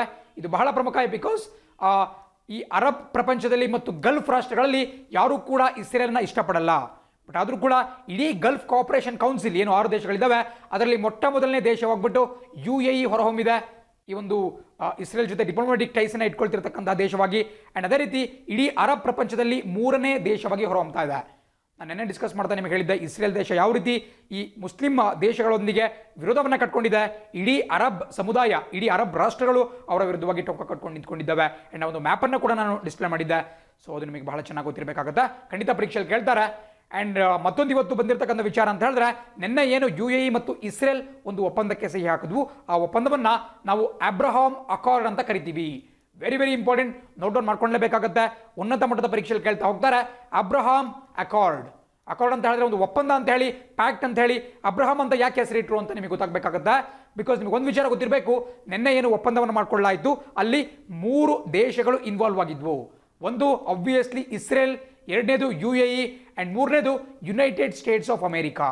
ಬಿಕಾಸ್ ಅಮೆರಿಕಾ ಮತ್ತು ಇಸ್ರೇಲ್ ಎರಡು ಕೂಡ ಫ್ರೆಂಡ್ಸ್. ಸೊ ಅಮೆರಿಕ ಒಂದು ಮಧ್ಯಸ್ಥಿಕೆಯನ್ನು ವಹಿಸ್ಬಿಟ್ಟು ಈ ಇಸ್ರೇಲ್ ಮತ್ತು UAEಯ ನಡುವೆ ಒಂದು ಒಪ್ಪಂದ ಸಹಿ ಆಗಲಿಕ್ಕೆ ಅವರು ಸಹಾಯವನ್ನು ಮಾಡಿದ್ರು. ಮತ್ತೊಂದು ವಿಚಾರ ನಿಮಗೆ ಇಂಪಾರ್ಟೆಂಟ್ ಗೊತ್ತಿರಬೇಕು, ಇಸ್ರೇಲ್ನಲ್ಲಿ ಯಾವ ಸಮುದಾಯ ಕಂಡುಬರುತ್ತೆ ಅಂತ ಹೇಳಿದ್ರೆ ಜುಡಾಯಿಸಮ್, ಅಥವಾ ನಾವೇನು ಜ್ಯೂಸ್ ಅಥವಾ ಕನ್ನಡದಲ್ಲಿ ಯಹೂದಿಗಳು ಅಂತ ಕರಿತೀವಿ. ಇಂಗ್ಲೀಷಲ್ಲಿ ಜ್ಯೂಸ್, ಅದನ್ನು ಜುಡಾಯಿಸಮ್ ಅಂತ ಕೂಡ ಕರಿತೀವಿ, ಕನ್ನಡದಲ್ಲಿ ಯಹೂದಿಗಳು ಅಂತ ಕರಿತೀವಿ. ನಿಮಗೇನು ಹಿಟ್ಲರ್ ಒಂದು ಕಾನ್ಸಂಟ್ರೇಷನ್ ಕ್ಯಾಂಪ್ ಇರಬಹುದು, ಅಥವಾ ಏನು ಹೊಲಕಾಸ್ಟ್ನಲ್ಲಿ ಮರ್ಡರ್ ಮಾಡಲಾಯಿತು, ಅವರ ಹತ್ಯೆಯನ್ನು ಮಾಡಲಾಯಿತು, ಇದೇ ಯಹೂದಿ ಸಮುದಾಯವನ್ನು. ಆ್ಯಂಡ್ ಆ ಒಂದು ಸಮುದಾಯ ನಮಗೆ ಇಸ್ರೇಲ್ನಲ್ಲಿ ಬಹುಸಂಖ್ಯಾತರಾಗಿ ಕಂಡುಬರ್ತಾರೆ. ಅದೇ ರೀತಿ ಯುನೈಟೆಡ್ ಅರಬ್ ಎಮಿರೇಟ್ಸ್ನಲ್ಲಿ ಖಂಡಿತವಾಗಿ ಮುಸಲ್ಮಾನರು ಜಾಸ್ತಿ ಕಂಡುಬರ್ತಾರೆ, ಇಸ್ಲಾಂ ಧರ್ಮ ಇದೆ. ಆ್ಯಂಡ್ ಅದೇ ರೀತಿ USA ನಿಮಗೆ ಕ್ರಿಶ್ಚಿಯನ್ನರು ಹೆಚ್ಚಿನ ಸಂಖ್ಯೆಯಲ್ಲಿ ಸಿಗುತ್ತಾರೆ. ಬಟ್ ಒಂದು ವಿಚಾರ ಏನಪ್ಪ ಅಂತ ಹೇಳಿದ್ರೆ, ಈ 3 ಧರ್ಮಗಳನ್ನು, ಜುಡಾಯಿಸಮ್ ಇರಬಹುದು, ಇಸ್ಲಾಂ ಇರಬಹುದು, ಕ್ರಿಶ್ಚಿಯಾನಿಟಿ ಇರಬಹುದು, ಈ 3 ಧರ್ಮಗಳನ್ನು ನಾವು ಅಬ್ರಹಾಮಿಕ್ ರಿಲಿಜನ್ ಅಂತ ಕರಿತೀವಿ. ಅಬ್ರಹಾಮಿಕ್ ರಿಲಿಜನ್ ಅಂದ್ರೇನು? ಅಬ್ರಹಾಮಿಕ್ ಧರ್ಮಗಳು ಅಂತ ಕರಿತೀವಿ. ಬಿಕಾಸ್ ಈ 3 ಕೂಡ ಒಬ್ಬನೇ ವ್ಯಕ್ತಿ, ಅಬ್ರಹಾಂ ಅನ್ನುವಂತಹ ವ್ಯಕ್ತಿಯಿಂದ ಆತನೇ ನಮ್ಮ ಪೂರ್ವಜ ಅಂತ ಹೇಳಿ ನಂಬಿದ್ದಾವೆ ಈ 3 ಧರ್ಮಗಳು, ಯಹೂದಿಗಳು, ಮುಸಲ್ಮಾನರು ಮತ್ತು ಕ್ರಿಶ್ಚಿಯನ್ನರು. ಸೊ ಹಾಗಾಗಿ ಈ ಧರ್ಮಗಳನ್ನ ಅಬ್ರಹಾಮಿಕ್ ರಿಲಿಜನ್ಸ್ ಅಂತ ಕರಿತೀವಿ. ಆ್ಯಂಡ್ ನಾನ್ ಅಬ್ರಹಾಮಿಕ್ ರಿಲಿಜನ್ಸ್ ಅಂತ ಹೇಳಿದ್ರೆ ಹಿಂದೂ ಧರ್ಮ ಇರಬಹುದು, ಜೈನರು ಇರಬಹುದು, ಸಿಖ್ಖರು, ಬೌದ್ಧರು, ಅದೇ ರೀತಿ ಕನ್ಫ್ಯೂಷಿಯನಿಸಮ್, ಟಾವೋಯಿಸಮ್, ಇವೆಲ್ಲವೂ ಕೂಡ ನಿಮಗೆ ನಾನ್ ಅಬ್ರಹಾಮಿಕ್ ರಿಲಿಜನ್ ಅಂತ ಕಂಡುಬರ್ತವೆ. ಆ್ಯಂಡ್ ಯೂಶುವಲ್ ಆಗಿ ಅಬ್ರಹಾಮಿಕ್ ರಿಲಿಜನ್ನಲ್ಲಿ ಏಕದೇವ ಆರಾಧನೆಯನ್ನು ಮಾಡಲಾಗುತ್ತೆ. ಅದು ಕೂಡ ನಿಮಗೆ ಜಸ್ಟ್ ಗೊತ್ತಿರಬೇಕಾಗುತ್ತೆ. ಸೊ ಈ ಒಂದು ಒಪ್ಪಂದಕ್ಕೆ ಅಬ್ರಹಾಂ ಒಪ್ಪಂದ ಅಥವಾ ಅಬ್ರಹಾಂ ಅಕಾರ್ಡ್ ಅಂತ ಕೊಡಲಾಗಿದೆ. ಖಂಡಿತ ಪರೀಕ್ಷೆಯಲ್ಲಿ ಕೇಳಬಹುದು ಅಬ್ರಹಾಂ ಒಪ್ಪಂದ ಕೆಳಗಿನ ಯಾವ ವಿಚಾರಕ್ಕೆ ಸಂಬಂಧಪಟ್ಟಿದೆ ಅಂತ ಹೇಳಿದ್ರೆ ಇಸ್ರೇಲ್ ಮತ್ತು UAE ನಡುವಿನ ಒಂದು ದ್ವಿಪಕ್ಷೀಯ ರಾಜತಾಂತ್ರಿಕ ಸಂಬಂಧಕ್ಕೆ ರಿಲೇಟ್ ಆಗಿರುತ್ತೆ. ಬೈಲ್ಯಾಟ್ರಲ್ ಡಿಪ್ಲೊಮ್ಯಾಟಿಕ್ ರಿಲೇಷನ್ಸ್ಗೆ ಸಂಬಂಧಪಟ್ಟಿರುತ್ತೆ Abraham accord. Very important. And ಕೆಳಭಾಗದಲ್ಲಿ ನೀವು ಪ್ಯಾಲೆಸ್ತೇನ್ ಅಂತ ನೋಡ್ತಾ ಇದ್ದೀರಾ. ಮೂಲತಃ ಪ್ಯಾಲೆಸ್ತೇನ್ ಇನ್ನೂ ಕೂಡ ಒಂದು ಅಧಿಕೃತವಾದಂತಹ ರಾಷ್ಟ್ರ ಆಗಿಲ್ಲ. ಅದು ಯುನೈಟೆಡ್ ನೇಷನ್ಸ್ ವಿಶ್ವಸಂಸ್ಥೆಯಲ್ಲಿ ವೀಕ್ಷಕ ಸ್ಥಾನವನ್ನು ಹೊಂದಿದೆ. ಅಬ್ಸರ್ವರ್ ಸ್ಟೇಟಸ್ ಇನ್ ಯುನೈಟೆಡ್ ನೇಷನ್ಸ್ ಅಂತ ಕರೀಬಹುದು. ಆ್ಯಂಡ್ ಹಲವಾರು ದೇಶಗಳು ಇವತ್ತಿಗೂ ಕೂಡ ಪ್ಯಾಲೆಸ್ತೇನನ್ನು ರೆಕಗ್ನೈಸ್ ಮಾಡಲ್ಲ. ಬಿಕಾಸ್ ಅವರಿಗೂ ಮತ್ತು ಇಸ್ರೇಲ್ಗೂ ಸಾಕಷ್ಟು ಒಂದು ಡಿಸ್ಪ್ಯೂಟ್ ನಡೀತಾ ಇದೆ. ಸೊ ಒಂದು ಮ್ಯಾಪನ್ನು ನೋಡ್ಬಿಟ್ಟು ನಾವು ಪ್ಯಾಲೆಸ್ತೇನ್ ಅಂದರೆ ಏನು, ಎಲ್ಲಿ ಕಂಡು ಬರುತ್ತೆ, ಏನು ಹೋರಾಟ ಅಂತ ತಿಳ್ಕೊಳ್ತಾ ಹೋಗೋಣ. ನಿಮಗೆ ಈ ಭಾಗದಲ್ಲಿ ಕಾಣಿಸ್ತಾ ಇದೆ. ನಾನು ನಿನ್ನೆ ಕೂಡ ಇದೇ ಮ್ಯಾಪನ್ನು ನಿಮಗೆ ಡಿಸ್ಪ್ಲೇ ಮಾಡಿದ್ದೆ. ನಿಮಗೇನು ಸ್ವಲ್ಪ ಲೈಟ್ ಬ್ರೌನ್ ಕಲರಲ್ಲಿ ನಿಮಗೆ ಕಾಣ್ತಾ ಬರ್ತಾ ಇದೆ ವೆಸ್ಟ್ ಬ್ಯಾಂಕ್, ಅಥವಾ ನಾನು ನಿನ್ನೆ ಹೇಳ್ದಂಗೆ ಪಶ್ಚಿಮ ದಂಡೆ ಅಂತ ಏನು ಕಂಡು ಬರುತ್ತೆ ಆ ಭಾಗ, ಮತ್ತು ಈ ಚಿಕ್ಕ ಭಾಗ ಒಂದು ಸ್ಟ್ರಿಪ್ ಥರ ಕಂಡು ಬರ್ತದೆ, ಪಟ್ಟಿ ಥರ ಕಂಡು ಬರ್ತದೆ. ಈ ಭಾಗವನ್ನು ನಾವು ವೆಸ್ಟ್ ಬ್ಯಾಂಕ್ ಅಂತ ಕರಿತೀವಿ, ಪಶ್ಚಿಮ ದಂಡೆ. ಆ್ಯಂಡ್ ಈ ಚಿಕ್ಕ ಭಾಗವನ್ನು ನಾವು ಗಾಜಾ ಸ್ಟ್ರಿಪ್ ಅಥವಾ ಗಾಜಾ ಪಟ್ಟಿ ಅಂತ ಕರಿತೀವಿ. ಇವೆರಡೂ ಭಾಗವನ್ನು ಪ್ಯಾಲೆಸ್ತೇನಿಯರು ನಮ್ದು ಅಂತ ಹೇಳ್ಕೊಳ್ತಾರೆ, ಬಟ್ ಅದನ್ನ ಇಸ್ರೇಲ್ ನಮ್ದು ಅಂತ ಹೇಳ್ಕೊಳ್ತೆ. ಸೊ ಇಬ್ಬರಿಗೂ ಕೂಡ ಜಟಾಪಟಿ ನಡೀತಾ ಇದೆ. ಸೊ ಹಾಗಾಗಿ ಇವತ್ತಿಗೂ ಕೂಡ ಅಧಿಕೃತವಾಗಿ ಈ ಪ್ಯಾಲೆಸ್ತೇನ್ ದೇಶ ಅಸ್ತಿತ್ವಕ್ಕೆ ಬರಲಿಕ್ಕೆ ಸಾಧ್ಯವಾಗಿಲ್ಲ. ಅವ್ರ ಪ್ರಕಾರ ಇಲ್ಲೇನು ಜೆರುಸಲೇಂ ನಗರ ಕಾಣಿಸ್ಕೊಳ್ಳುತ್ತೆ, ಆ ಜೆರುಸಲೇಂ ಸಂಪೂರ್ಣವಾಗಿ ಪ್ಯಾಲೆಸ್ತೇನ್ಗೆ ಸೇರಬೇಕು ಅಂತ ಹೇಳಿ. ಬಟ್ ಪ್ರಸಕ್ತವಾಗಿ ಜೆರುಸಲೇಂ ನಗರ ಇಸ್ರೇಲ್ನ ಒಡೆತನದಲ್ಲಿದೆ, ಇಸ್ರೇಲ್ನ ಆಳ್ವಿಕೆಯಲ್ಲಿದೆ. ಬಟ್ ಹಾಗಾಗಿ ಅವ್ರು ಏನು ಮಾಡ್ತಾರೆ ಅಂತ ಹೇಳಿದ್ರೆ ಪ್ರಸಕ್ತವಾಗಿ ಪ್ಯಾಲೆಸ್ತೇನ್ನ ರಾಜಧಾನಿ ಬಂದ್ಬಿಟ್ಟು ರಮಲ್ಲಾ ಅನ್ನುವಂತಹ ಒಂದು ಪ್ರದೇಶ ಬರುತ್ತೆ. ರಮಲ್ಲಾ ಅಲ್ಲಿಂದ ಅವರು ಆಡಳಿತವನ್ನು ಮಾಡ್ತಾ ಇದ್ದಾರೆ. Palestine liberalisation organisation PLO. And ಪ್ರಸಕ್ತವಾಗಿ ಮೊಹಮ್ಮದ್ ಅಬ್ಬಾಸ್ ಅವರು ಪ್ಯಾಲೆಸ್ತೇನ್ ಅಧ್ಯಕ್ಷರಾಗಿದ್ದಾರೆ. ಆ್ಯಂಡ್ ಇನ್ನೂ ಕೂಡ ಅದೊಂದು ದೇಶ ಹೌದೋ ಇಲ್ವೋ ಅಂತೇಳಿ ಸಾಕಷ್ಟು ಜಿಜ್ಞಾಸೆ ನಡೀತಾನೆ ಇದೆ. ಅದು ಬಹಳ ಪ್ರಮುಖವಾಗಿರುತ್ತೆ. ಆ್ಯಂಡ್ ಯಾವಾಗಲೂ ಕೂಡ ಇಸ್ರೇಲ್ ಈ ವೆಸ್ಟ್ ಬ್ಯಾಂಕನ್ನು ತಾನು ವಶಪಡಿಸ್ಕೋಬೇಕು, ಗಾಜಾ ಪಟ್ಟಿಯನ್ನು ವಶಪಡಿಸ್ಕೋಬೇಕು ಅಂತ ಹೇಳಿ ಪ್ರಯತ್ನವನ್ನು ಪಡ್ತಾ ಇರುತ್ತೆ. ಅದು ಕೂಡ ಬಹಳ ಇಂಪಾರ್ಟೆಂಟ್. ಜಸ್ಟ್ ನಿಮಗೆ ಗೊತ್ತಿರಬೇಕಾಗುತ್ತೆ ಈ ಪ್ಯಾಲೆಸ್ತೇನ್ ಅಂದ್ರೇನು, ಭಾರತ ಯಾವ ಒಂದು ರೀತಿಯಲ್ಲಿ ರೋಲ್ನ ಪ್ಲೇ ಮಾಡುತ್ತೆ. ಯಾವಾಗಲೂ ಕೂಡ ಭಾರತ ಈ ಪ್ಯಾಲೆಸ್ತೇನಿಯರ ಪರವಾಗಿ ಒಂದು ಧೋರಣೆಯನ್ನು ಕೂಡ ಹೊಂದಿದೆ. ಇಸ್ರೇಲ್ ನಮ್ಮ ಭಾರತದ ಅತ್ಯಂತ ಉತ್ತಮ ಮಿತ್ರ, ಬಟ್ ಆದರೂ ಕೂಡ ನಾವು ಪ್ಯಾಲೆಸ್ತೇನ್ ಪರವಾದಂತಹ ಒಂದು ಧೋರಣೆಯನ್ನು ಕೂಡ ಹೊಂದಿದ್ದೇವೆ. ನಾನು ಆಗ ಹೇಳಿದ ಇಸ್ರೇಲ್ ಜೊತೆ ಏನು UAE ಇದೆ, ಅದು 3ನೇ ಅರಬ್ ರಾಷ್ಟ್ರ ಈ ಒಂದು ಒಪ್ಪಂದವನ್ನು ಒಂದು ಡಿಪ್ಲೊಮ್ಯಾಟಿಕ್ ಟೈಸನ್ನು ಇಟ್ಕೊಳ್ತಿರ್ತಕ್ಕಂತಹ ದೇಶಗಳ ಪಟ್ಟಿಯಲ್ಲಿ. ಸೊ ಮೊದಲನೇ ದೇಶಗಳು ಯಾವುದು ಅಂತ ಕೇಳಬಹುದು. ಹಿಂದೆ ಕೂಡ ನಾನು ಡಿಸ್ಕಸ್ ಮಾಡಿದ್ದೇನೆ. ಮೊದಲನೇ ದೇಶ ಈಜಿಪ್ಟ್, ಅದೇ ರೀತಿ ಎರಡನೇ ದೇಶ ಬಂದ್ಬಿಟ್ಟು ಜೋರ್ಡಾನ್. ಎರಡೂ ಕೂಡ ಇಸ್ರೇಲ್ನ ನೆರೆಹೊರೆಯ ರಾಷ್ಟ್ರಗಳು. ಇದು ಈಜಿಪ್ಟ್, ಅದೇ ರೀತಿ ಇದು ಜೋರ್ಡಾನ್. ಅವೆರಡೂ ಕೂಡ ಆಲ್ರೆಡಿ ಅದರ ಜೊತೆಗೆ ಒಂದು ಡಿಪ್ಲೊಮ್ಯಾಟಿಕ್ ರಿಲೇಷನ್ಸನ್ನು ಹೊಂದಿದ್ದಾವೆ. ಇದು ಕೂಡ ಬಹಳ ಇಂಪಾರ್ಟೆಂಟ್ ಗೊತ್ತಿರಬೇಕಾಗುತ್ತೆ. 1967ನಲ್ಲಿ 6 ಡೇಸ್ ವಾರ್ ಅಂತ ಒಂದು ಯುದ್ಧ ನಡೆಯುತ್ತೆ. ಆ ಒಂದು ಯುದ್ಧದ ಬಳಿಕ ಇಸ್ರೇಲ್ ಈ ಪ್ಯಾಲೆಸ್ತೇನ್ಗೆ ಸೇರಿದಂತಹ ಕೆಲವು ಪ್ರದೇಶಗಳನ್ನು ವಶಪಡಿಸಿಕೊಂಡಿರುತ್ತೆ. ಸೊ ಈಗ ಸಾಕಷ್ಟು ದಿನಗಳಿಂದಲೂ ಕೂಡ ಈಜಿಪ್ಟ್ ಆಗಿರಬಹುದು, ಜೋರ್ಡಾನ್ ಆಗಿರಬಹುದು, ಇಸ್ರೇಲ್ ಆಗಿರಬಹುದು, ಈ ದೇಶಗಳು ಈ ಪ್ಯಾಲೆಸ್ತೇನ್ಗೆ ಸೇರಿದಂತಹ ಒಂದು ಜಾಗವನ್ನು ವಶಪಡಿಸಿಕೊಂಡಿದ್ದಾವೆ. ಇದು ಬಹಳ ಕಾಂಪ್ಲೆಕ್ಸ್ ಟಾಪಿಕ್. ಮುಂದೆ ಯಾವಾಗಾದರೂ ಸಮಯ ಸಿಕ್ಕಾಗ ಡಿಸ್ಕಸ್ ಮಾಡೋಣ. ಆ್ಯಂಡ್ ಈ ಭಾಗದಲ್ಲಿ ನಿಮಗೆ ಇಸ್ರೇಲ್ನ ದೊಡ್ಡ ಮ್ಯಾಪ್ ಕಾಣಿಸ್ತದೆ. ಬಿಕಾಸ್ ನೆನ್ನೆ ಒಬ್ಬರು ಕಮೆಂಟ್ ಮಾಡಿದ್ರು ಮ್ಯಾಪ್ ಹಾಕಬೇಕಾದ್ರೆ ಈ ಒಂದು ವರ್ಲ್ಡ್ ಮ್ಯಾಪನ್ನು ಹಾಕಿದ್ರೆ ಸ್ವಲ್ಪ ಈಸಿಯಾಗಿ ಕಾಂಪ್ರಹೆಂಡ್ ಮಾಡ್ಕೊಳ್ಳಿಕ್ಕೆ ಸಹಾಯ ಆಗುತ್ತೆ ಅಂತೇಳಿ. ಸೊ ನೀವು ಗಮನಿಸ್ತಾ ಇದ್ದೀರಾ, ಇದು ನಮ್ಮ ಏಷ್ಯಾ ಖಂಡ. ಆದರೆ ಏಷ್ಯಾ ಖಂಡದ ಎಕ್ಸ್ಟ್ರೀಮ್ ಲೆಫ್ಟ್ ಕಂಪ್ಲೀಟ್ ವೆಸ್ಟರ್ನ್ ಪಾರ್ಟ್ನಲ್ಲಿ ನಮಗೆ ಇಸ್ರೇಲ್ ಕಂಡು ಬರುತ್ತೆ. ಈಜಿಪ್ಟ್ ಇರಬಹುದು, ಅದರ ಪಕ್ಕದಲ್ಲಿ ಜೋರ್ಡಾನ್ ಇರಬಹುದು, ಪ್ಯಾಲೆಸ್ತೇನ್ ಇರಬಹುದು, ಅದೇ ರೀತಿ ನಿಮಗೆ ಮೇಲ್ಭಾಗದಲ್ಲಿ ಲಿಬಿಯಾ, ಸಿರಿಯಾ ಮುಂತಾದಂತಹ ದೇಶಗಳು ಕಂಡು ಬರ್ತಾ ಹೋಗುತ್ತಾ. ಅದು ಕೂಡ ಬಹಳ ಇಂಪಾರ್ಟೆಂಟ್. ಆ್ಯಂಡ್ ಮತ್ತೊಂದು ವಿಚಾರ ಅಂತ ಹೇಳಿದ್ರೆ, ನಿನ್ನೆ ನಾನು ನಿಮಗೊಂದು ಮ್ಯಾಪನ್ನು ಡಿಸ್ಪ್ಲೇ ಮಾಡಬೇಕಾದ್ರೆ ಈ ಗಲ್ಫ್ ಕೋಆಪರೇಷನ್ ಕೌನ್ಸಿಲ್ GCC ಒಂದು ಮ್ಯಾಪನ್ನು ಡಿಸ್ಪ್ಲೇ ಮಾಡಿದ್ದೆ. ಅದು ಸ್ವಲ್ಪ ತಪ್ಪಾಗಿದ್ದು, ಬಿಕಾಸ್ ಅದರಲ್ಲಿ ಐ ಥಿಂಕ್ ಇರಾನನ್ನು ಕೂಡ ಡಿಸ್ಪ್ಲೇ ಮಾಡಿದ್ರು ಅಂತ ಅನ್ಸುತ್ತೆ. ಇರಾಕನ್ನು ಕೂಡ ಈ ಒಂದು ಗಲ್ಫ್ ಕೋಆಪರೇಷನ್ ಕೌನ್ಸಿಲ್ ಡಿಸ್ಪ್ಲೇ ಮಾಡಿದ್ರು ಅನ್ಸುತ್ತೆ. ಬಟ್ ನಿಮಗೆ ಗಲ್ಫ್ ಕೋಆಪರೇಷನ್ ಕೌನ್ಸಿಲ್ GCCಯಲ್ಲಿ ಕಂಡುಬರ್ತಕ್ಕಂತಹದ್ದು ಇವೇ 6 ದೇಶಗಳು: Oman, UAE, Qatar, Bahrain, Kuwait ಮತ್ತು ಸೌದಿ ಅರೇಬಿಯಾಗಳು. ಇವು ಗಲ್ಫ್ ರಾಷ್ಟ್ರಗಳು ಅಂತ ಕರೆಸ್ಕೊಳ್ತವೆ. ಆ್ಯಂಡ್ ಹಾಗಾಗಿ ಪರೀಕ್ಷಾ ದೃಷ್ಟಿಯಿಂದ ಬಹಳ ಪ್ರಮುಖವಾಗಿರುತ್ತೆ ಈ ಒಂದು ಕಂಟೆಂಟ್. ಸೊ ಮಿಸ್ ಮಾಡ್ಕೋಬಾರ್ದು. 6 ದೇಶಗಳು. ನಿನ್ನೆ ಹಾಕಿದಂತಹ ಮ್ಯಾಪ್ನಲ್ಲಿ 7 ದೇಶಗಳಿದ್ದು, ಸೊ ಕನ್ಫ್ಯೂಸ್ ಮಾಡ್ಕೋಬಾರ್ದು. 6 ದೇಶಗಳು ಬರುತ್ತೆ. ಆ್ಯಂಡ್ ನಿಮಗೆ ನಾವೇನು UAE ಡಿಸ್ಕಸ್ ಮಾಡ್ತಿದ್ದೀವಿ ಈ ಭಾಗದಲ್ಲಿ ಕಂಡು ಬರುತ್ತೆ. ಆ್ಯಂಡ್ UAE ರಾಜಧಾನಿ ಅಬುಧಾಬಿ. ಆ್ಯಂಡ್ ಇಲ್ಲಿ ಕೂಡ ಮತ್ತೊಂದು ಓವರಾಲ್ ಮ್ಯಾಪನ್ನು ನೋಡ್ತಾ ಇದ್ದೀರಾ, ಯಾವ್ಯಾವ ದೇಶ ಯಾವ ಪಾರ್ಟಲ್ಲಿ ಕಂಡು ಬರುತ್ತೆ ಅಂತೇಳಿ. ಸೊ ನಾನೇನು ಗಲ್ಫ್ ಕೋಆಪರೇಷನ್ ಕೌನ್ಸಿಲ್ ಬಗ್ಗೆ ಮಾತಾಡ್ತಾ ಇದ್ದೆ, ಅದು ಈ ಭಾಗದಲ್ಲಿ ಕಂಡು ಬರುತ್ತೆ. ಆ್ಯಂಡ್ ನಿಮಗೆ ಇಸ್ರೇಲ್ ಈ ಒಂದು ಚಿಕ್ಕ ಭಾಗದಲ್ಲಿ ಕಂಡು ಬರುತ್ತೆ. ಮುಂದಿನ ಸುದ್ದಿ ನೋಡ್ತಾ ಹೋಗೋಣ. ಸುದ್ದಿ ಹೇಳುತ್ತೆ 3 ಆರ್ಮಿ ಪರ್ಸನಲ್ ಟು ಗೆಟ್ ಶೌರ್ಯ ಚಕ್ರ. ನೋಡಿ, ಪ್ರತಿ ವರ್ಷವೂ ಕೂಡ ಈ ಸ್ವಾತಂತ್ರ್ಯ ದಿನಾಚರಣೆ ಸಂದರ್ಭದಲ್ಲಿ ನಮ್ಮ ಭಾರತೀಯ ಸೇನಾ ಪಡೆಗಳಲ್ಲಿ, ಮಿಲಿಟರಿಗಳಲ್ಲಿ, ವಾಯುಸೇನೆ, ಭೂಸೇನೆ ಇರಬಹುದು, ಪ್ಯಾರಾಮಿಲಿಟರಿ ಫೋರ್ಸಸ್ ಇರಬಹುದು, ಅರೆ ಸೈನಿಕ ಪಡೆಗಳು, ಅವೆಲ್ಲವೂ ಕೂಡ ಈ ಒಂದು ಶೌರ್ಯವನ್ನು ಮೆರೆದಂತಹ ನಮ್ಮ ಸೈನಿಕರಿಗೆ ಈ ಶೌರ್ಯ ಪ್ರಶಸ್ತಿಗಳನ್ನ ಪ್ರದಾನ ಮಾಡಲಾಗುತ್ತೆ. ಅದನ್ನು ನಾವು ಗ್ಯಾಲೆಂಟ್ರಿ ಅವಾರ್ಡ್ಸ್ ಅಂತ ಕರಿತೀವಿ. ಪ್ರತಿ ವರ್ಷ ಈ ಇಂಡಿಪೆಂಡೆನ್ಸ್ ಡೇ ಟೈಮಲ್ಲಿ ಇದನ್ನು ಪ್ರದಾನ ಮಾಡಲಾಗುತ್ತೆ. ಆ್ಯಂಡ್ ಈ ವರ್ಷದ ಶೌರ್ಯ ಪ್ರಶಸ್ತಿ ವಿಜೇತರು ಗ್ಯಾಲೆಂಟ್ರಿ ಅವಾರ್ಡ್ಸ್ ವಿನ್ನರ್ಸ್ಗಳ ಲಿಸ್ಟ್ ಕೂಡ ರಿಲೀಸ್ ಆಗಿದೆ. ಆ್ಯಂಡ್ ಆ ಒಂದು ಸುದ್ದಿಯನ್ನು ಇವತ್ತಿನ ಒಂದು ಆರ್ಟಿಕಲಲ್ಲಿ ಕೊಡಲಾಗಿದೆ. ಸೊ ಖಂಡಿತ ನಾವು ನೋಟ್ ಮಾಡ್ಕೊಳ್ಳೇಬೇಕಾಗುತ್ತೆ. ನಿಮಗೆ ಮುಂದಿನ ಸ್ಲೈಡ್ನಲ್ಲಿ ಕಾಣಿಸ್ತಾ ಇದೆ ಯಾವ ರೀತಿ ನಮ್ಮ ದೇಶದಲ್ಲಿ ನಾಗರಿಕರಿಗೆ ನೀಡ್ತಕ್ಕಂತಹ, ಸಿವಿಲಿಯನ್ಗಳಿಗೆ ನೀಡ್ತಕ್ಕಂತಹ ಅತ್ಯುನ್ನತ ಪ್ರಶಸ್ತಿ ಭಾರತ ರತ್ನ ಇದೆಯೋ, ಅದೇ ರೀತಿ ಈ ಮಿಲಿಟರಿಯಲ್ಲಿ ನೀಡ್ತಕ್ಕಂತಹ ಅಥವಾ ಶೌರ್ಯ ಪ್ರಶಸ್ತಿಗಳು, ಗ್ಯಾಲೆಂಟ್ರಿ ಅವಾರ್ಡ್ಸ್ಗಳಲ್ಲಿ ಅತ್ಯುನ್ನತ ಪ್ರಶಸ್ತಿ ಯಾವುದು ಅಂತ ಹೇಳಿದ್ರೆ ನೀವೇನು ಈಗ ಭಾಗದಲ್ಲಿ ನೋಡ್ತಿದ್ದೀರಾ, ಪರಂ ವೀರ್ ಚಕ್ರ PVC ಅಂತ ಕರಿತೀವಿ. ಕೆಲವು ನಮ್ಮ ದೇಶ ಕಂಡಂತಹ ಅಪ್ರತಿಮ ದೇಶಭಕ್ತರು, ಅಪ್ರತಿಮ ಸೇನಾನಿಗಳ ಹೆಸರು ಮುಂದೆ PVC ಅಂತ ಕಂಡುಬರುತ್ತೆ. The best example is captain Vikram Batra. Captain Vikram Batra ಅವರ ಹೆಸರನ್ನ ಪ್ರತಿಯೊಬ್ಬರು ಕೂಡ ಕೇಳಿರ್ತೀರಾ. ಇವತ್ತಿಗೂ ಕೂಡ ಈ ಪರಮವೀರ ಚಕ್ರವನ್ನು ಪಡೆದಂತಹ ಕಡೆಯ ವ್ಯಕ್ತಿಯರು ಅಂತ ಹೇಳಿದ್ರೆ ಕ್ಯಾಪ್ಟನ್ ವಿಕ್ರಮ್ ಬಾತ್ರಾ. ಬಿಕಾಸ್ 1999ನಲ್ಲಿ ಕಾರ್ಗಿಲ್ ಯುದ್ಧ ನಡೀತೆ ಭಾರತ ಮತ್ತು ಪಾಕಿಸ್ತಾನ, ಅಲ್ಲಿ ಅವರು ವೀರಾವೇಶದಿಂದ ಹೋರಾಡ್ತಾರೆ. ಆ್ಯಂಡ್ ಅವರ ಒಂದು ಶೌರ್ಯವನ್ನು ಗುರುತಿಸ್ಬಿಟ್ಟು ನಮ್ಮ ಭಾರತೀಯ ಸರ್ಕಾರ ಅವರಿಗೆ ಪರಮವೀರ ಚಕ್ರ ಪ್ರಶಸ್ತಿಯನ್ನು ಪ್ರದಾನ ಮಾಡುತ್ತೆ. ಆ್ಯಂಡ್ ಅದಾದ ಬಳಿಕ ಯಾರಿಗೂ ಕೂಡ ಪರಮವೀರ ಚಕ್ರ ಪ್ರಶಸ್ತಿಯನ್ನು ಕೊಟ್ಟಿಲ್ಲ. ಕಾರಣ ಬಹಳ ಸಿಂಪಲ್, ಪರಮವೀರ ಚಕ್ರವನ್ನು ಕೇವಲ ಯುದ್ಧಗಳಲ್ಲಿ ಶೌರ್ಯವನ್ನು ಮೆರೆದಂತಹ ವ್ಯಕ್ತಿಗಳಿಗೆ ಮಾತ್ರ ನೀಡಲಾಗುತ್ತೆ. ಆ್ಯಂಡ್ 1999 ಆದ ಬಳಿಕ ಭಾರತ ಯಾವುದೇ ಒಂದು ಯುದ್ಧದಲ್ಲಿ ತೊಡಕೊಂಡಿಲ್ಲ. ಸೊ ಹಾಗಾಗಿ ಪರಮವೀರ್ ಚಕ್ರವನ್ನು ಪಡೆದಂತಹ ಕಡೆಯ ವ್ಯಕ್ತಿಯರು ಅಂತ ಕೇಳಿದ್ರೆ ಕ್ಯಾಪ್ಟನ್ ವಿಕ್ರಮ್ ಬಾತ್ರಾ. ಆ್ಯಂಡ್ ಅವ್ರ ಬಗ್ಗೆ ಮತ್ತೆ ಸ್ವಲ್ಪ ಡಿಸ್ಕಸ್ ಮಾಡೋಣ. ಆ್ಯಂಡ್ ಕೆಳಭಾಗದಲ್ಲಿ ನೀವು ಅಶೋಕ್ ಚಕ್ರವನ್ನು ನೋಡ್ತಿದ್ದೀರಾ. ಅಶೋಕ್ ಚಕ್ರ ಅಂತ ಹೇಳಿದ್ರೆ ಇದು ಕೂಡ ಅತ್ಯುನ್ನತ ಗ್ಯಾಲೆಂಟ್ರಿ ಅವಾರ್ಡ್, ಶೌರ್ಯ ಪ್ರಶಸ್ತಿ. ಬಟ್ ಇದನ್ನ ಶಾಂತಿ ಸಂದರ್ಭದಲ್ಲಿ ಮಾಡಿದಂತಹ ವೀರಾವೇಶದ ಹೋರಾಟಕ್ಕೆ ನೀಡಲಾಗುತ್ತೆ. ಶಾಂತಿ ಅಂತ ಹೇಳಿದ್ರೆ ಯುದ್ಧ ಇಲ್ಲ, ಒಂದು ಅಧಿಕೃತವಾದಂತಹ ಯುದ್ಧ ಬ್ರೇಕ್ಔಟ್ ಆಗಿಲ್ಲ, ಬಟ್ ಆದರೂ ಕೂಡ ಭಯೋತ್ಪಾದಕರಿರಬಹುದು, ನುಸುಳುಕೋರರಿರಬಹುದು, ಅಥವಾ ಪಾಕಿಸ್ತಾನದ ಗಡಿ ಒಳಗಿಂದ ಅವರು ಅಪ್ರಚೋದಿತ ಗುಂಡಿನ ದಾಳಿಯನ್ನು ಮಾಡೋದಾಗಿರಬಹುದು. ಇಂತಹ ಸನ್ನಿವೇಶಗಳನ್ನು ಯಶಸ್ವಿಯಾಗಿ ನಿಭಾಯಿಸ್ತಕ್ಕಂತಹ ಸೇನಾನಿಗಳಿಗೆ ಅಶೋಕ್ ಚಕ್ರವನ್ನು ಕೊಡಲಾಗುತ್ತೆ. ಸೊ ಅಶೋಕ್ ಚಕ್ರ, ಪರಮವೀರ ಚಕ್ರ ಎರಡು ಕೂಡ ನಿಮಗೆ ಗೊತ್ತಿರಬೇಕಾಗುತ್ತೆ. ಯಾರ್ದಾದ್ರೂ ಹೆಸರು ಮುಂದೆ PVC ಅಂತ ಬಂತು ಅಂದರೆ ಅವರು ಪರಮವೀರ ಚಕ್ರವನ್ನು ಪ್ರಶಸ್ತಿಯನ್ನು ಗೆದ್ದಿದ್ದಾರೆ ಅಂತ ಹೇಳಿ. ಸೊ ಮೊದಲಿಗೆ ನಿಮಗೆ ಪರಮವೀರ ಚಕ್ರ, ಅಶೋಕ್ ಚಕ್ರ ಬರುತ್ತೆ. ಅದಾದಮೇಲೆ ಮಹಾವೀರ್ ಚಕ್ರ, ಕೀರ್ತಿ ಚಕ್ರ ಆ್ಯಂಡ್ ವೀರ್ ಚಕ್ರ, ಶೌರ್ಯ ಚಕ್ರಗಳು ಬರ್ತಾ ಹೋಗುತ್ತೆ. ನೋಟ್ ಡೌನ್ ಮಾಡ್ಕೊಳ್ಳಬೇಕಾಗುತ್ತೆ. ಅತ್ಯುನ್ನತ ಪ್ರಶಸ್ತಿ ಯಾವುದು ಅಂತ ಹೇಳಿದ್ರೆ ಪರಮವೀರ ಚಕ್ರ. ಇದು ಯುದ್ಧ ಸಂದರ್ಭದಲ್ಲಿ, ವಾರ್ ಟೈಮಲ್ಲಿ. ಅದೇ ಪೀಸ್ ಟೈಮ್ ಅಥವಾ ಶಾಂತಿ ಸಂದರ್ಭದಲ್ಲಿ ಅಶೋಕ್ ಚಕ್ರ ಅತ್ಯುನ್ನತವಾಗಿರುತ್ತೆ. ಆ್ಯಂಡ್ ನಿಮಗೆ ವೀರ್ ಅಂತ ಯಾವುದೇ ಒಂದು ಪ್ರಶಸ್ತಿ ಬಂದರೂ ಕೂಡ ಅದನ್ನು ನಾವು ಈ ಯುದ್ಧ ಸಂದರ್ಭದಲ್ಲಿ, ವಾರ್ ಟೈಮಲ್ಲಿ ಕೊಡ್ತೀವಿ. ಆ್ಯಂಡ್ ಇನ್ನುಳಿದಂತಹ ಅಶೋಕ್ ಚಕ್ರ ಇರಬಹುದು, ಕೀರ್ತಿ ಚಕ್ರ ಇರಬಹುದು, ಶೌರ್ಯ ಚಕ್ರ ಇರಬಹುದು, ಇವುಗಳನ್ನು ಶಾಂತಿ ಸಂದರ್ಭದಲ್ಲಿ ಕೊಡ್ತೀವಿ. ಆ್ಯಂಡ್ ಈ ಒಂದು ಥರ್ಡ್ ಒಂದು ಕ್ಯಾಟಗರಿಯಲ್ಲಿ ಬರ್ತಕ್ಕಂತಹ ಶೌರ್ಯ ಚಕ್ರವನ್ನು ಈ ಬಾರಿ ಪ್ರದಾನ ಮಾಡಲಾಗ್ತಾ ಇದೆ. ನಿಮಗೆ ನಾನು ಹಿಂದಿನ ನ್ಯೂಸ್ ಆರ್ಟಿಕಲ್ನಲ್ಲಿ ತೋರಿಸಿದ ಅವರಿಗೆ ಪ್ರದಾನ ಮಾಡಲಾಗ್ತದೆ. ಅವರ ಹೆಸರುಗಳು ಅಷ್ಟೊಂದು ಇಂಪಾರ್ಟೆಂಟ್ ಇಲ್ಲ, ಬಟ್ ಆದರೂ ಕೂಡ ನಾವು ಅವರ ಒಂದು ಶೌರ್ಯವನ್ನು ಗುರುತಿಸುವಂತಹ ಕಾರಣದಿಂದ ಅವರ ಹೆಸರನ್ನು ನೋಡಬೇಕಾಗುತ್ತೆ. ಪರೀಕ್ಷೆ ನೇರವಾಗಿ ಕೇಳುವಂತಹ ಸಾಧ್ಯತೆಗಳು ಬಹಳ ಕಡಿಮೆ. ಮುಂದಿನ ಸ್ಲೈಡ್ ನೋಡ್ತಾ ಹೋಗೋದಾದ್ರೆ ನಿಮಗೆ ಕ್ಯಾಪ್ಟನ್ ವಿಕ್ರಮ್ ಬಾತ್ರಾ ಕಾಣಿಸ್ತಾ ಇದ್ದಾರೆ. ನಾನು ಆಗಲೇ ಹೇಳಿದ್ದೇನೆ, ಕ್ಯಾಪ್ಟನ್ ವಿಕ್ರಮ್ ಬಾತ್ರಾ ಅಂತ ಹೇಳಿದ್ರೆ 1999ನಲ್ಲಿ ಅವರು ಮಾಡಿದಂತಹ ಒಂದು ವೀರಾವೇಶ ಇವತ್ತಿಗೂ ಕೂಡ ಭಾರತ ಅವ್ರನ್ನ ಹೆಮ್ಮೆಯ ಪುತ್ರ ಅಂತ ಹೇಳಿ ನೆನಪಿಸ್ಕೊಳ್ಳುತ್ತೆ ಅಂತ ಹೇಳಿದ್ರೆ ಅದಕ್ಕೆ ಅವರು ತೋರಿಸಿದಂತಹ ಅಪ್ರತಿಮ ಸಾಹಸವೇ ಕಾರಣ. ನಿಮಗೇನು ಚಿತ್ರದಲ್ಲಿ ಕಾಣಿಸ್ತಾ ಇದ್ದಾರೆ ವಿಕ್ರಮ್ ಬಾತ್ರಾ ಅವರು ಈ ಒಂದು ಉಗ್ರ ಪಾಕಿಸ್ತಾನಿಗಳ ಗುಂಡೇಟಿಗೆ ಬಲಿಯಾಗುವಂತಹ ಕೆಲವೇ ದಿನಗಳ ಮುಂಚೆ, ಹುತಾತ್ಮರಾಗುವಂತಹ ಕೆಲವೇ ದಿನಗಳ ಮುಂಚೆ ತೆಗೆದಂತಹ ಒಂದು ಭಾವಚಿತ್ರ ನಿಮಗೇನು ಬಲಭಾಗದಲ್ಲಿ ಈ ಭಾಗದಲ್ಲಿ ಕಾಣಿಸ್ತಾ ಇದ್ದಾರೆ, ಅವರೇ ಕ್ಯಾಪ್ಟನ್ ವಿಕ್ರಮ್ ಬಾತ್ರಾ. ಆ್ಯಂಡ್ ಇವ್ರು ಏನಕ್ಕೆ ಫೇಮಸ್ ಅಪ್ಪ ಅಂತ ಹೇಳಿದ್ರೆ ಎ ದಿಲ್ ಮಾಂಗೆ ಮೋರ್ ಅನ್ನುವಂತಹ ಒಂದು ಸ್ಲೋಗನ್ನ ಹೇಳಿರ್ತಾರೆ.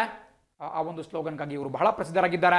ಅವರು ತಮ್ಮ ಮಿಷನ್, ತಮಗೆ ನೀಡಿದಂತಹ ಒಂದು ಗುರಿ ಕಂಪ್ಲೀಟ್ ಆಯಿತು ಅನ್ನುವುದನ್ನು ಎ ದಿಲ್ ಮಾಂಗೆ ಮೋರ್ ಅನ್ನುವಂತಹ ಒಂದು ಶಬ್ದವನ್ನು ಹೇಳುವ ಮೂಲಕ ಅವರು ಆ ಒಂದು ಮಿಷನ್ ಸಕ್ಸಸ್ಸನ್ನು ತಿಳಿಸ್ಕೊಟ್ಟಿರ್ತಾರೆ.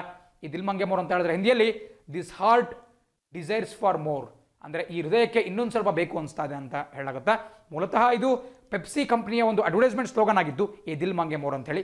ಆ ಒಂದು ಅಡ್ವರ್ಟೈಸನ್ನು ಕೂಡ ನೀವು ನೋಡಿರ್ಬೋದು. ಬಟ್ ಈ ಒಂದು ಫ್ರೇಸನ್ನು ಕ್ಯಾಪ್ಟನ್ ವಿಕ್ರಮ್ ಬಾತ್ರಾ ಅವರು ತಮ್ಮ ಯಶಸ್ಸಿನ ಬಳಿಕ ತಿಳಿಸಿದರು. ಬಟ್ ಅದಾದ ಬಳಿಕ ದುರದೃಷ್ಟಕರವಾಗಿ ಅವರು ಆ ಒಂದು ಯುದ್ಧದಲ್ಲಿ ಹುತಾತ್ಮರಾಗಬೇಕಾಗಿ ಬಂತು.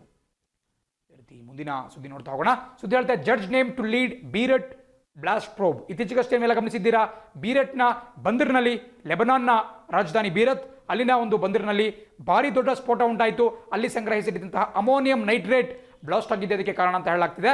ಆ್ಯಂಡ್ ಸಂಪೂರ್ಣ ಆ ಒಂದು ಸ್ಫೋಟದ ತನಿಖೆಯನ್ನು ನಡೆಸಲಿಕ್ಕೆ ಅಲ್ಲಿ ಒಬ್ಬ ಪ್ರಖ್ಯಾತ ಜಡ್ಜ್ ಅಥವಾ ಒಬ್ಬ ಪ್ರಖ್ಯಾತ ನ್ಯಾಯಾಧೀಶರ ನೇತೃತ್ವದಲ್ಲಿ ಒಂದು ಸಮಿತಿಯನ್ನು ರಚನೆ ಮಾಡಲಾಗಿದೆ. ಆ ನ್ಯಾಯಾಧೀಶರ ಹೆಸರು ಸ್ವಲ್ಪ ಇಂಪಾರ್ಟೆಂಟ್ ಆಗಬಹುದು, ಪರೀಕ್ಷೆಯಲ್ಲಿ ಕೇಳಬಹುದು. ಇತ್ತೀಚೆಗಷ್ಟೇ ಸುದ್ದಿಯಲ್ಲಿರ್ತಕ್ಕಂತಹ ಫಾದಿ ಸವಾನ್ ಅನ್ನುವಂತಹ ವ್ಯಕ್ತಿ ಯಾವ ವಿಚಾರಕ್ಕೆ ಸಂಬಂಧಪಟ್ಟಿದ್ದಾರೆ ಅಂತ ಹೇಳಿದ್ರೆ ಇವರು ಮೂಲತಃ ಒಬ್ಬ ಪ್ರೊಲಿಫಿಕ್ ಜಡ್ಜ್, ಒಬ್ಬ ಅತ್ಯುತ್ತಮ ಜಡ್ಜ್ ಆಗಿದ್ದಾರೆ ಈ ಲೆಬನಾನ್ ದೇಶದಲ್ಲಿ. ಅವರ ನೇತೃತ್ವದ ಒಂದು ಸಮಿತಿಯನ್ನು ರಚನೆ ಮಾಡಲಾಗಿದೆ. ಸೊ 47 ಬಹಳ ಪ್ರಮುಖವಾಗಿರುತ್ತೆ. ಆ್ಯಂಡ್ ಈ ಒಂದು ಸ್ಫೋಟ ಆದ ಬಳಿಕ ಅಲ್ಲಿನ ಇಡೀ ಸರ್ಕಾರವನ್ನೇ ವಿಸರ್ಜನೆ ಮಾಡಲಾಯಿತು. ಅಲ್ಲಿನ ಮುಖ್ಯಮಂತ್ರಿಯಾಗಿದ್ದಂತಹ ಹಸಾನ್ ದಿಯಾಬ್ ಅವರು, ಇವರ ಹೆಸರನ್ನು ಕೂಡ ಪರೀಕ್ಷೆಯಲ್ಲಿ ಕೇಳಬಹುದು. ಹಸಾನ್ ದಿಯಾಬ್ ಅವರು ರಾಜೀನಾಮೆಯನ್ನು ಕೊಟ್ಟರು ಆ್ಯಂಡ್ ಜೊತೆಗೆ ಅಲ್ಲಿನ ಸಂಪೂರ್ಣ ಸಂಪುಟವನ್ನು ಕೂಡ ವಿಸರ್ಜನೆ ಮಾಡಲಾಯಿತು.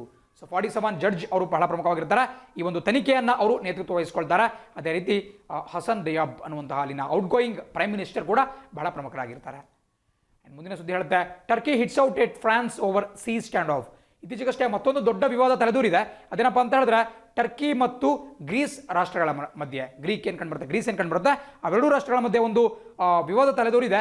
ಯಾಕಪ್ಪ ಅಂತ ಹೇಳಿದ್ರೆ, ಏನು ಈಸ್ಟರ್ನ್ ಮೆಡಿಟರೇನಿಯನ್ ಸಮುದ್ರ ಏನು ಕಂಡುಬರುತ್ತೆ, ಅದರ ಪೂರ್ವ ಭಾಗದಲ್ಲಿ ಸಾಕಷ್ಟು ನಮಗೆ ಸಂಪನ್ಮೂಲಗಳು ಸಿಗುತ್ತೆ.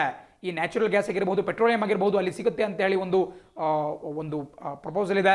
ಸೊ ಅದನ್ನು ಎಕ್ಸ್ಪ್ಲೋರ್ ಮಾಡಲಿಕ್ಕೆ ಟರ್ಕಿ ದೇಶ ಇತ್ತೀಚೆಗಷ್ಟೇ ತನ್ನ ಒಂದು ಸಂಶೋಧನಾ ನೌಕೆಯನ್ನು ಕಳಿಸ್ಕೊಟ್ಟಿತ್ತು.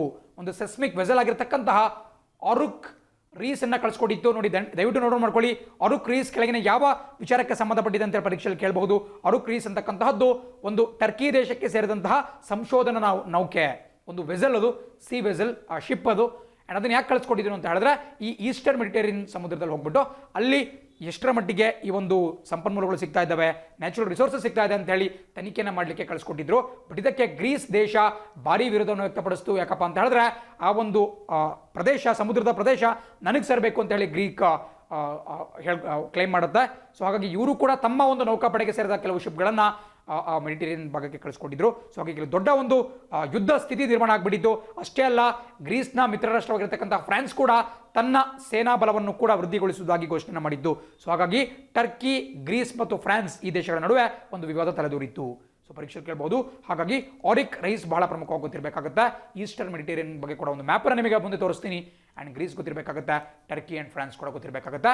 ಆ್ಯಂಡ್ ಮತ್ತೊಂದು ನ್ಯಾಟೋ ಯಾಕೆ ಇಲ್ಲಿ ಬಂತು ಅಂತ ಹೇಳಿದ್ರೆ, ಏನು ಗ್ರೀಸ್ ಇದೆ, ಟರ್ಕಿ ಇದೆ, ಫ್ರಾನ್ಸ್ ಇದೆ, ಎಲ್ಲರೂ ಕೂಡ ನ್ಯಾಟೋನ ಸದಸ್ಯ ರಾಷ್ಟ್ರಗಳು. 1949ನಲ್ಲಿ ಈ ನ್ಯಾಟೋ ಅಥವಾ ನಾರ್ತ್ ಅಟ್ಲಾಂಟಿಕ್ ಟ್ರೀಟಿ ಆರ್ಗನೈಸೇಷನ್ ಅನ್ನುವಂತಹ ಒಂದು ಸಂಘಟನೆ ಹುಟ್ಟಲಾಗಲಾಗುತ್ತೆ. ಇದನ್ನ ಒಂದು ಮಿಲಿಟರಿ ಅಲಯನ್ಸ್ ಅಂತ ಕರೆಯಲಾಗುತ್ತೆ, ಒಂದು ಮಿಲಿಟರಿ ಒಕ್ಕೂಟ ಅಂತ ಕರಿಬಹುದು. ಇದರಲ್ಲಿ ಒಟ್ಟು ಪ್ರಸಕ್ತವಾಗಿ 30 ದೇಶಗಳಿದ್ದಾವೆ, 29 ಇತ್ತು. ಬಟ್ ಇತ್ತೀಚೆಗಷ್ಟೇ ನಿಮಗೆ ನಾರ್ತ್ ಮೆಸಡೋನಿಯಾ ಅನ್ನುವಂತಹ ಒಂದು ದೇಶ ಈ ನ್ಯಾಟೋ ಒಳಗಡೆ ಸೇರ್ಕೊಳ್ತು. ಸೊ ಹಾಗಾಗಿ 30 ದೇಶಗಳಿದ್ದಾವೆ. ಇದರಲ್ಲಿ all of them are European ದೇಶಗಳು ಮತ್ತು ಉತ್ತರ ಅಮೆರಿಕದ ದೇಶಗಳು. ಇದರಲ್ಲಿ ಯಾವುದೇ ಒಂದು ದೇಶದ ಮೇಲೆ ಬೇರೆಯವರು ಯಾರಾದರೂ ಅಟ್ಯಾಕ್ ಮಾಡಿದ್ರೆ ಈ 30 ರಾಷ್ಟ್ರಗಳು ಸೇರ್ಕೊಂಡ್ಬಿಟ್ಟು ಅವುಗಳ ನೆರವಿಗೆ ಬರುತ್ತಾರೆ. ಸೊ ಹಾಗಾಗಿ ಇದನ್ನು ಒಂದು ಮಿಲಿಟರಿ ಒಪ್ಪಂದ ಅಂತ ಕರೆಯಲಾಗುತ್ತೆ. ಆ್ಯಂಡ್ ಎರಡೂ ಕೂಡ ನ್ಯಾಟೋದ ಸದಸ್ಯರು ಕೂಡ ಆಗಿದ್ದಾವೆ. ಅದ್ರ ಬಗ್ಗೆ ಕೂಡ ಪರೀಕ್ಷೆಗಳಲ್ಲಿ ಪ್ರಶ್ನೆ ಉಂಟಾಗಬಹುದು. ಆ್ಯಂಡ್ ಈ ಒಂದು ಕೂಡ ಇಂಟ್ರೆಸ್ಟಿಂಗ್ ಇನ್ಫಾರ್ಮೇಷನ್, ಇದನ್ನು ಕೇವಲ ಒಂದು ಅರ್ಧ ಗಂಟೆ ಮುಂಚೆ ಮರೀನ್ ಟ್ರಾಫಿಕ್ ಅನ್ನುವಂತಹ ಒಂದು ವೆಬ್ಸೈಟ್ನ ಮೂಲಕ ಇದನ್ನು ಪಡ್ಕೊಳ್ಳಲಾಗಿದೆ. ಈ ಒಂದು ಗ್ರಾಫನ್ನು ಇದು real time at this moment, ಪ್ರಸಕ್ತ ಸಮಯದಲ್ಲಿ ಈ ಒರುಕ್ ರೀನ್ ಅನ್ನುವಂತಹ ನಾನೇನು ಒಂದು ಸೆಸ್ಮಿಕ್ ವೆಸಲ್ ಅಥವಾ ಏನು ಸಂಶೋಧನಾ ನೌಕೆ ಬಗ್ಗೆ ನಾನು ಮಾತಾಡಿದೆ, ಆ ಒಂದು ನೌಕೆ ಈಗ ಸದ್ಯಕ್ಕೆ ಎಲ್ಲಿದೆ ಅಂತೇಳಿ ತೋರಿಸುತ್ತೆ. ನಿಮಗೆ ಈ ಭಾಗದಲ್ಲಿ ಕಾಣಿಸ್ತಾ ಇದೆ, ಇಲ್ಲೇನು ರೌಂಡ್ ಮಾಡಲಾಗಿದೆ, ಈ ಭಾಗದಲ್ಲಿ ಪ್ರಸಕ್ತವಾಗಿ ಒಂದು ನೌಕೆ ಇದೆ. ಇದನ್ನು ರಿಯಲ್ ಟೈಮ್ ಡಾಟಾ, ಈ ಮೆಡಿಟರೇನಿಯನ್ ಸಮುದ್ರದಲ್ಲಿ ಯಾವ ರೀತಿ ಶಿಪ್ಗಳಂತೇಳಿ, ಇವೆಲ್ಲವೂ ಕೂಡ ಬೇರೆ ಬೇರೆ ಶಿಪ್ಗಳು, ಚಿಕ್ಕ ಹಡಗುಗಳು, ಇಷ್ಟೊಂದು ಹಡಗುಗಳು ಆ ಒಂದು ಮೆಡಿಟರೇನಿಯನ್ ಪ್ರದೇಶದಲ್ಲಿ ಸಂಚರಿಸ್ತಾ ಇದ್ದಾವೆ. ಆ್ಯಂಡ್ ಅದರಲ್ಲಿ ನಾವೀಗ ಮಾತಾಡಿದಂತಹ ಟರ್ಕಿ ದೇಶದ ಹಡಗು ಈ ಭಾಗದಲ್ಲಿ ಕಾಣಿಸ್ಕೊಳ್ತಾ ಇದೆ. ಆ್ಯಂಡ್ ಈ ಭಾಗದಲ್ಲಿ ನಿಮಗೆ ಸೈಪ್ರಸ್ ಅನ್ನುವಂತಹ ದೇಶ ಕಾಣಿಸ್ಕೊಳ್ಳುತ್ತೆ. ಆ್ಯಂಡ್ ಅದೇ ರೀತಿ ನಿಮಗೆ ಮೇಲ್ಭಾಗದಲ್ಲಿ ಗ್ರೀಕ್ ಕಾಣಿಸ್ಕೊಳ್ತೆ, ಟರ್ಕಿ ಕಾಣಿಸ್ಕೊಳ್ತೆ. ಸೊ ಹಾಗಾಗಿ ನಿಮಗೆ ಮುಂದಿನ ಮ್ಯಾಪಲ್ಲಿ ನಿಮಗೆ ಕ್ಲಿಯರ್ ಆಗಿ ಒಂದು ಪಿಕ್ಚರ್ ಸಿಗೋಗುತ್ತಾ. ಸೊ ನಿಮಗೇನಾದರೂ ಇದ್ರ ಬಗ್ಗೆ ಕುತೂಹಲ ಇತ್ತು ಅಂತ ಹೇಳಿದ್ರೆ ಈ ಮರೈನ್ ಟ್ರಾಫಿಕ್ ಅನ್ನುವಂಥ ಒಂದು ವೆಬ್ಸೈಟ್ನ ಮೂಲಕ ನೀವು ಪಡ್ಕೋಬೋದು. ಸೊ ಆರಿಕ್ ರೈಸ್ ಬಹಳ ಪ್ರಮುಖವಾಗಿರುತ್ತೆ. ಆ್ಯಂಡ್ ಈ ಭಾಗದಲ್ಲಿ ಅದರ ಒಂದು ಸೇಮ್ ಮ್ಯಾಪ್ ಕಾಣಿಸ್ತಾ ಇದೆ. ಇದೋ ಒಂದು ಭಾಗದಲ್ಲಿ ಎಲ್ಲೋ ಆ ಒಂದು ಆರಿಕ್ ರೈಸ್ ಅನ್ನುವಂತಹ ಒಂದು ನೌಕೆ ಕಾಣಿಸ್ಕೊಳ್ತಾ ಇತ್ತು. ಆ್ಯಂಡ್ ಇಲ್ಲಿ ಸೈಪ್ರಸ್ ಬಂತು ಅಂತ ಹೇಳಿದ್ರೆ ನಿಮಗೆ ಟರ್ಕಿ ಭಾಗದಲ್ಲಿ ಕಾಣಿಸ್ಕೊಳ್ತಾ, ಆ್ಯಂಡ್ ಮೇಲ್ಭಾಗದಲ್ಲಿ ಗ್ರೀಸ್ ಕಾಣಿಸ್ಕೊಳ್ತಾ ಇದೆ. ಸೊ ಈ ಒಂದು ಪ್ರದೇಶದಲ್ಲಿ ಎರಡೂ ದೇಶಗಳು ಕೂಡ ಹಕ್ಕನ್ನು ಪ್ರತಿಪಾದನೆ ಮಾಡ್ತವೆ. ಸೊ ಹಾಗಾಗಿ ಕಾಯ್ದು ನೋಡಬೇಕಾಗುತ್ತೆ ಇದು ಎಂತಹ ಒಂದು ಫಲಿತಾಂಶನ ಕೊಡುತ್ತೆ ಅಂಥೇಳಿ. ಆ್ಯಂಡ್ ಇದು ಕೂಡ ನಿಮಗೆ ಒಂದು ಯುರೋಪ್ ಮತ್ತು ಏಷ್ಯಾವನ್ನು ಸುತ್ತುವರೆದಿರತಕ್ಕಂತಹ ಮೆಡಿಟೇರಿಯನ್ ಸಮುದ್ರದ ಒಂದು ಮ್ಯಾಪ್ ಆಗಿರುತ್ತೆ. ಯಾವ ದೇಶಗಳು ಮೆಡಿಟೇರಿಯನ್ ಸುತ್ತಲೂ ಕಂಡುಬರ್ತವೆ ಅನ್ನೋದು ಬಹಳ ಪ್ರಮುಖವಾಗಿ ಕಂಡುಬರುತ್ತೆ. ಸೊ ಈ ಬಗ್ಗೆ ನೋಡಿದ್ರೆ ಈಜಿಪ್ಟ್ ಇರಬಹುದು, ಲಿಬಿಯಾ ಇರಬಹುದು, ಟ್ಯುನೀಷಿಯಾ, ಅಲ್ಜೀರಿಯಾ, ಮೊರೊಕ್ಕೋ, ಸ್ಪೇನ್, ಮೊನಾಕೋ ಇರಬಹುದು, ಇಟಲಿ, ಸ್ಲೋವೇನಿಯಾ, ಕ್ರೊಯೇಷಿಯಾ, ಬೋಸ್ನಿಯಾ, ಅದೇ ರೀತಿ ಮೊಂಟೆನೆಗ್ರೋ, ಅಲ್ಬೇನಿಯಾ, ಗ್ರೀಸ್, ಹೀಗೆ ಸಾಕಷ್ಟು ದೇಶಗಳು ಬರುತ್ತೆ. ಇದನ್ನು ಬೇಕಾದ್ರೆ ಪಾಸ್ ಮಾಡಿಬಿಟ್ಟು ನೀವು ನೋಟ್ ಮಾಡ್ಕೋಬೋದಾಗುತ್ತೆ. ಪರೀಕ್ಷೆ ಕೇಳಬಹುದು, ಕೆಳಗಿನ ಯಾವ ದೇಶ ಮೆಡಿಟೇರಿಯನ್ ಸಮುದ್ರದ ಜೊತೆ ಗಡಿಯನ್ನು ಹಂಚ್ಕೊಳ್ಳಲ್ಲ ಅಂತೇಳಿ ಕೇಳಬಹುದು. ಅದೇ ರೀತಿ ಈಗ ನಿಮ್ಮ ಸ್ಕ್ರೀನ್ ಮೇಲೆ ಪ್ರಮುಖವಾದಂತಹ ಪ್ರಶ್ನೆಗಳು ಕಾಣಿಸ್ಕೊಳ್ತಾ ಇದ್ದಾವೆ. ಮೊದಲನೇ ಪ್ರಶ್ನೆ ಹೇಳುತ್ತೆ, ಮೊಯಿರಾ ಬಾಳೆಹಣ್ಣುಗಳು, ಹರ್ಮಲ್ ಚಿಲ್ಲೀಸ್ ಮತ್ತು ಕಾಜೆ ಇತ್ತೀಚೆಗೆ GI ಟ್ಯಾಗ್ ಅನ್ನು ಪಡೆದಿದ್ದಾವೆ. ಇವುಗಳು ಯಾವ ರಾಜ್ಯಕ್ಕೆ ಸೇರಿದ್ದೇವೆ ಅಂತ ಕೇಳ್ತಿದ್ದಾರೆ. Very important point. ಯಾವಾಗಲೂ ಕೂಡ ಹೊಸದಾಗಿ GI ಟ್ಯಾಗ್, ನಾವು ಜಿಯೋಗ್ರಫಿಕಲ್ ಇಂಡಿಕೇಶನ್ ಅಥವಾ ಕನ್ನಡದಲ್ಲಿ ಭೌಗೋಳಿಕ ಸೂಚ್ಯಂಕ ಅಂತ ಏನು ಕರಿತೀವಿ, ಆ ಒಂದು ಟ್ಯಾಗನ್ನು ಯಾವುದೇ ವಸ್ತುಗಳು ಉತ್ಪನ್ನಗಳು ಪಡೆದವು ಅಂತ ಹೇಳಿದ್ರು ಕೂಡ ಅವನ್ನ ಪರೀಕ್ಷೆಯಲ್ಲಿ ಕೇಳುವಂತಹ ಸಾಧ್ಯತೆ ಇರುತ್ತೆ. ಆ್ಯಂಡ್ ಇತ್ತೀಚೆಗಷ್ಟೇ ಈ 3 ಉತ್ಪನ್ನಗಳು ಈ GI ಟ್ಯಾಗ್ ಅನ್ನು ಪಡೆದಿದ್ದಾವೆ. ಅವು ಯಾವುವು ಅಂತ ಹೇಳಿದ್ರೆ ಆಪ್ಷನ್ ಸಿ, ಗೋವಾ ರಾಜ್ಯಕ್ಕೆ ಸೇರಿದವಾಗಿದ್ದಾವೆ. ಸೊ ಗೋವಾಕ್ಕೆ ಸೇರಿದಂತಹ ಈ 3 ಉತ್ಪನ್ನಗಳು ಈ ಒಂದು GI ಟ್ಯಾಗ್ ಅನ್ನು ಪಡೆದಿದ್ದಾವೆ. ಅವು ಯಾವಪ್ಪ ಅಂತ ಹೇಳಿದ್ರೆ ಮೊಯಿರಾ ಬಾಳೆಹಣ್ಣುಗಳು ಬನಾನಸ್ ಮತ್ತು ಹರ್ಮಲ್ ಚಿಲ್ಲೀಸ್, ಆ್ಯಂಡ್ ಮೂರನೇದಾಗಿ ಕಾಜೆ ಅಂತ ಕಾಣಿಸ್ಕೊಳ್ತಾ ಇದೆ. ನಿಮಗೆ ಬನಾನಾಗಳು ಅಂದರೆ ಬಾಳೆಹಣ್ಣುಗಳು, ಚಿಲ್ಲೀಸ್ ಅಂತ ಹೇಳಿದ್ರೆ ಮೆಣಸಿನಕಾಯಿ, ಅವುಗಳನ್ನು ಗೊತ್ತಾಯಿತು. ಬಟ್ ಕಾಜೆ ಅಂದರೆ ಏನು ಅಂತ ಗೊತ್ತಿಲ್ಲ ಅಂತ ಅನ್ಸುತ್ತೆ. ಕಾಜೆ ಅಂತ ಹೇಳಿದ್ರೆ ಅದು ಗೋವಾ ರಾಜ್ಯಕ್ಕೆ ಸೇರಿದಂತಹ ಒಂದು ಸಾಂಪ್ರದಾಯಿಕ ಸಿಹಿ ತಿನಿಸು, ಒಂದು ಟ್ರೆಡಿಷನಲ್ ಸ್ವೀಟ್ ಡಿಶ್ ಅಂತ ಕರಿಬಹುದು ಕಾಜೆ. ಅದರ ಫೋಟೋವನ್ನು ಕೂಡ ನೆಕ್ಸ್ಟ್ ಲೈನ್ನಲ್ಲಿ ತೋರಿಸ್ತೇನೆ. ಅದನ್ನು ನೋಡಿದಾಗ ನಿಮಗೆ ಒಂದು ವಿಜುವಲೈಸ್ ಆಗುತ್ತೆ. ಸೊ ಇತ್ತೀಚೆಗಷ್ಟೇ GI ಟ್ಯಾಗ್ ಪಡೆದಂತಹ ಕಾಜೆ ಅನ್ನುವಂತಹ ಸಿಹಿ ತಿನಿಸು ಯಾವ ರಾಜ್ಯಕ್ಕೆ ಸೇರುತ್ತೆ ಅಂತ ಹೇಳಿದ್ರೆ ಗೋವಾ ರಾಜ್ಯಕ್ಕೆ ಸೇರುತ್ತೆ. ಆ್ಯಂಡ್ ಈ ಭಾಗದಲ್ಲಿ ನೀವು ನೋಡ್ತಾ ಇದ್ದೀರಾ ಕೆಲವು ಕಾಯ್ದೆಗಳ ಬಗ್ಗೆ ನಾನು ಯಾವಾಗಲೂ ಮಾತಾಡ್ತಾ ಇರ್ತೀನಿ. ಈ GI ಟ್ಯಾಗ್ ಕುರಿತಂತೆ ಕೂಡ ಒಂದು ಕಾಯ್ದೆಯನ್ನು ಜಾರಿಗೆ ತರಲಾಯಿತು. ನಾವಾಗಲೇ ಏನು 1971ರ ಒಂದು ಕಾಯ್ದೆಯನ್ನು, ಕಂಟೆಂಪ್ಟ್ ಆಫ್ ಕೋರ್ಟ್ ಕಾಯ್ದೆಯನ್ನು ಡಿಸ್ಕಸ್ ಮಾಡಿದ್ವಿ. ಈಗ ನಾವು ಡಿಸ್ಕಸ್ ಮಾಡ್ತಿರ್ತಕ್ಕಂತಹದ್ದು GI geographical indication of goods registration and protection act 1999. So ಈ GI ಟ್ಯಾಗ್ ಅನ್ನು ಕೊಡುವಂತಹ ಒಂದು ಕಾಯ್ದೆಯನ್ನು 1999ನೇ ಇಸ್ವಿಯಲ್ಲಿ ನಮ್ಮ ಕೇಂದ್ರ ಸರ್ಕಾರದ ಕೇಂದ್ರ ಸಂಸತ್ತು ಜಾರಿಗೆ ತರುತ್ತೆ. ಆ್ಯಂಡ್ ಇದು 2004ನೇ ಇಸ್ವಿಯಿಂದ ಇದನ್ನು ಜಾರಿ ಮಾಡಲಾಗುತ್ತೆ. ಆ್ಯಂಡ್ ಅರೌಂಡ್ 2005ನೇ ಇಸ್ವಿಯಲ್ಲಿ ನಮ್ಮ ದೇಶದಲ್ಲಿ ಮೊಟ್ಟ ಮೊದಲ ಬಾರಿಗೆ ಈ GI ಟ್ಯಾಗ್ ಅನ್ನು ಪಡೆದಂತಹ ಉತ್ಪನ್ನವಾಗ್ಬಿಟ್ಟು ಡಾರ್ಜಿಲಿಂಗ್ ಟೀ ಹೊರಹೊಮ್ಮುತ್ತೆ. ಡಾರ್ಜಿಲಿಂಗ್ ಟೀ ಹಿಂದೆ ಕೂಡ ನಾನು ಡಿಸ್ಕಸ್ ಮಾಡಿದ್ದೇನೆ. ಪಶ್ಚಿಮ ಬಂಗಾಳದಲ್ಲಿ ಬರ್ತಕ್ಕಂತಹ ಡಾರ್ಜಿಲಿಂಗ್ ಅನ್ನುವಂತಹ ಪ್ರದೇಶ, ಅಲ್ಲಿ ಉತ್ಪಾದನೆ ಮಾಡತಕ್ಕಂತಹ ಚಹಾ ಅಥವಾ ಡಾರ್ಜಿಲಿಂಗ್ ಟೀ ನಮ್ಮ ದೇಶದಲ್ಲಿ ಪ್ರಪ್ರಥಮ ಬಾರಿಗೆ GI ಟ್ಯಾಗ್ ಅನ್ನು ಪಡೆದಂತಹ ಒಂದು ಉತ್ಪನ್ನ. ಪರೀಕ್ಷೆಯಲ್ಲಿ ಬಹಳ ಬಾರಿ ಕೇಳಿದ್ದಾರೆ. ಒಂದು ಸ್ಟ್ಯಾಟಿಕ್ GK ಪಾಯಿಂಟ್ ಆಗಿರುತ್ತೆ, ನೋಟ್ ಡೌನ್ ಮಾಡ್ಕೊಳ್ಳೇಬೇಕಾಗುತ್ತೆ. ಆ್ಯಂಡ್ ಇದು 2003-04ರಲ್ಲಿ ಅಸ್ತಿತ್ವಕ್ಕೆ ಬರುತ್ತೆ. 2004-05ರಲ್ಲಿ ಡಾರ್ಜಿಲಿಂಗ್ ಟೀಗೆ ಈ GI ಟ್ಯಾಗ್ ಅನ್ನು ಕೂಡ ಕೊಡಲಾಗುತ್ತೆ. ಸೊ ಪರೀಕ್ಷಾ ದೃಷ್ಟಿಯಿಂದ ತುಂಬ ಪ್ರಮುಖವಾಗಿ ಗೊತ್ತಿರಬೇಕಾಗುತ್ತೆ. ಆ್ಯಂಡ್ ಗೋವಾದ ರಾಜಧಾನಿ ಪಣಜಿ ಮತ್ತು ಅಲ್ಲಿನ ಮುಖ್ಯಮಂತ್ರಿ BJP ಪಕ್ಷದ ಪ್ರಮೋದ್ ಸಾವಂತ್ ಮತ್ತು ಅಲ್ಲಿನ ರಾಜ್ಯಪಾಲರು ಸತ್ಯಪಾಲ್ ಮಲಿಕ್. ಇವರು ಮುಂಚೆ ಜಮ್ಮು ಕಾಶ್ಮೀರದಲ್ಲಿ ಆರ್ಟಿಕಲ್ 370 ಸ್ಕ್ರಾಪ್ ಮಾಡೋಕ್ಕಿಂತ ಮುಂಚೆ ಸತ್ಯಪಾಲ್ ಮಲಿಕ್ ಅವರು ಜಮ್ಮು ಮತ್ತು ಕಾಶ್ಮೀರದ ರಾಜ್ಯಪಾಲರಾಗಿದ್ದರು. ಬಟ್ ಈಗ ಅವರು ಗೋವಾ ರಾಜ್ಯದ ರಾಜ್ಯಪಾಲರಾಗಿ ಕಾರ್ಯವನ್ನು ನಿರ್ವಹಣೆ ಮಾಡ್ತಿದ್ದಾರೆ. ಸೊ ಇದು ಪರೀಕ್ಷಾ ದೃಷ್ಟಿಯಿಂದ ಬಹಳ ಪ್ರಮುಖವಾಗಿ ಗೊತ್ತಿರಬೇಕಾಗುತ್ತೆ. ಆ್ಯಂಡ್ GI ಟ್ಯಾಗ್ ಕೊಟ್ಟರೆ ಯೂಸ್ ಏನು, ಯಾಕೆ GI ಟ್ಯಾಗ್ ಬಹಳ ಇಂಪಾರ್ಟೆಂಟ್ ಅಂತ ನಾನು ಹಿಂದೆ ಡಿಸ್ಕಸ್ ಮಾಡಿದ್ದೇನೆ. ಈ ಪಂಜಾಬ್ ಮತ್ತು ಮಧ್ಯಪ್ರದೇಶಗಳಿಗೆ ಈ ಬಾಸ್ಮತಿ ಅಕ್ಕಿಗೆ ಸಂಬಂಧಪಟ್ಟಂಥ GI ಟ್ಯಾಗ್ ಕುರಿತಾಗಿ ಏನು ಜಟಾಪಟಿ ನಡೀತಾ ಇದೆ ಆ ಕುರಿತಂತೆ ನಾನು ಡಿಸ್ಕಸ್ ಮಾಡಬೇಕಾದ್ರೆ ನಾನು ನಿಮಗೆಲ್ಲ ತಿಳಿಸ್ಕೊಟ್ಟಿದ್ದೆ ಅದರ ಒಂದು ಯೂಸಸ್ ಏನು ಅಂತ ಹೇಳಿ. ಸೊ ಹಿಂದಿನ ವಿಡಿಯೋಗಳನ್ನ ಕೂಡ ನೀವು ವಾಚ್ ಮಾಡಬೇಕಾಗುತ್ತೆ. ಎರಡನೇ ಪ್ರಶ್ನೆಗಿಂತ ಮುಂಚೆ ನಿಮಗೆ ಆ ಒಂದು ಕಾಜೆ ಅನ್ನುವಂತಹ ಸಿಹಿ ತಿನಿಸು ಕಾಣಿಸ್ತಾ ಇದೆ. ಗೋವಾದಲ್ಲಿ ಪರಂಪರಾಗತವಾಗಿ ಇದನ್ನು ಮಾಡಲಾಗುತ್ತೆ, ಒಂದು ಸಿಹಿ ತಿನಿಸು ಕಾಜೆ ಅಂತ ಹೇಳಿ. ಇದಕ್ಕೆ GI ಟ್ಯಾಗ್ ಸಿಕ್ಕಿದೆ. ಎರಡನೇ ಪ್ರಶ್ನೆ ಹೇಳುತ್ತೆ, ಆಸ್ತಿಯನ್ನು ಆನುವಂಶಿಕವಾಗಿ ಪಡೆಯಲು ಹೆಣ್ಣು ಮಕ್ಕಳಿಗೆ ಸಮಾನ ಜನ್ಮಸಿದ್ಧ ಹಕ್ಕು ಅಥವಾ ಬರ್ತ್ ರೈಟ್ ಇದೆ ಎಂದು ತೀರ್ಪು ನೀಡಿದ ಸುಪ್ರೀಂ ಕೋರ್ಟ್ನ 3 ನ್ಯಾಯಾಧೀಶರ ಪೀಠದ ಮುಖ್ಯಸ್ಥರು ಯಾರು? ನಾನಾಗಲೇ ಡಿಸ್ಕಸ್ ಮಾಡ್ತಾ ಹೇಳಿದೆ, ಪ್ರಶಾಂತ್ ಭೂಷಣ್ ಅವರ ಕಂಟೆಂಪ್ಟ್ ಆಫ್ ಕೋರ್ಟ್ ಕೇಸ್ನಲ್ಲೂ ಕೂಡ 3 ನ್ಯಾಯಾಧೀಶರ ಒಂದು ಬೆಂಚ್ ಇತ್ತು. ಆ ಬೆಂಚ್ನ ಮುಖ್ಯಸ್ಥರು ಯಾರು ಅಂತ ನಿಮಗೆ ಡಿಸ್ಕಸ್ ಮಾಡಿದ್ದೆ. ಸೊ ಇತ್ತೀಚೆಗಷ್ಟೇ ಏನು ಈ ವಿಮೆನ್ಸ್ ರೈಟ್ ಆ ಒಂದು ವಿಚಾರಕ್ಕೆ ಸಂಬಂಧಪಟ್ಟಂತೆ ಜನ್ಮಸಿದ್ಧ ಹಕ್ಕು 2005ನೇ ಇಸ್ವಿಯಲ್ಲಿ ಏನು ತಿದ್ದುಪಡಿ ತರಲಾಗುತ್ತೆ ಹಿಂದೂ ಸಕ್ಸೆಷನ್ ಆಕ್ಟ್ 1956ಗೆ. ಸೊ ಆ ಒಂದು ತೀರ್ಪನ್ನು ಕೊಟ್ಟಂತಹ ಪೀಠದ ಅಥವಾ ಆ ಒಂದು ಬೆಂಚ್ನ ಮುಖ್ಯಸ್ಥರು ಯಾರು ಅಂತ ಕೇಳಿದ್ರೆ ಆಪ್ಷನ್, ಮುಂದಿನ ಪ್ರಶ್ನೆಗೆ ಮೂವಾಯಿತು. Option A justice Arun Mishra. Already ನಿಮಗೆ ಸ್ಕ್ರೀನ್ ಮೇಲೆ ಪ್ರಶ್ನೆ ಕಾಣಿಸ್ತಾ ಇದೆ, ಉತ್ತರ ಕೂಡ ಕಾಣಿಸ್ತಾ ಇದೆ. So justice Arun Mishra very important. And ಈ ಒಂದು ತೀರ್ಪನ್ನು ಕೂಡ ಕೊಟ್ಟಿದ್ದು ಅವರ ನೇತೃತ್ವದ ಒಂದು ಪೀಠ. ಸೊ ಇದು ಪರೀಕ್ಷಾ ದೃಷ್ಟಿಯಿಂದ ಬಹಳ ಪ್ರಮುಖವಾಗಿ ಇರುತ್ತೆ, ನಿಮಗೆ ಗೊತ್ತಿರಬೇಕಾಗುತ್ತೆ.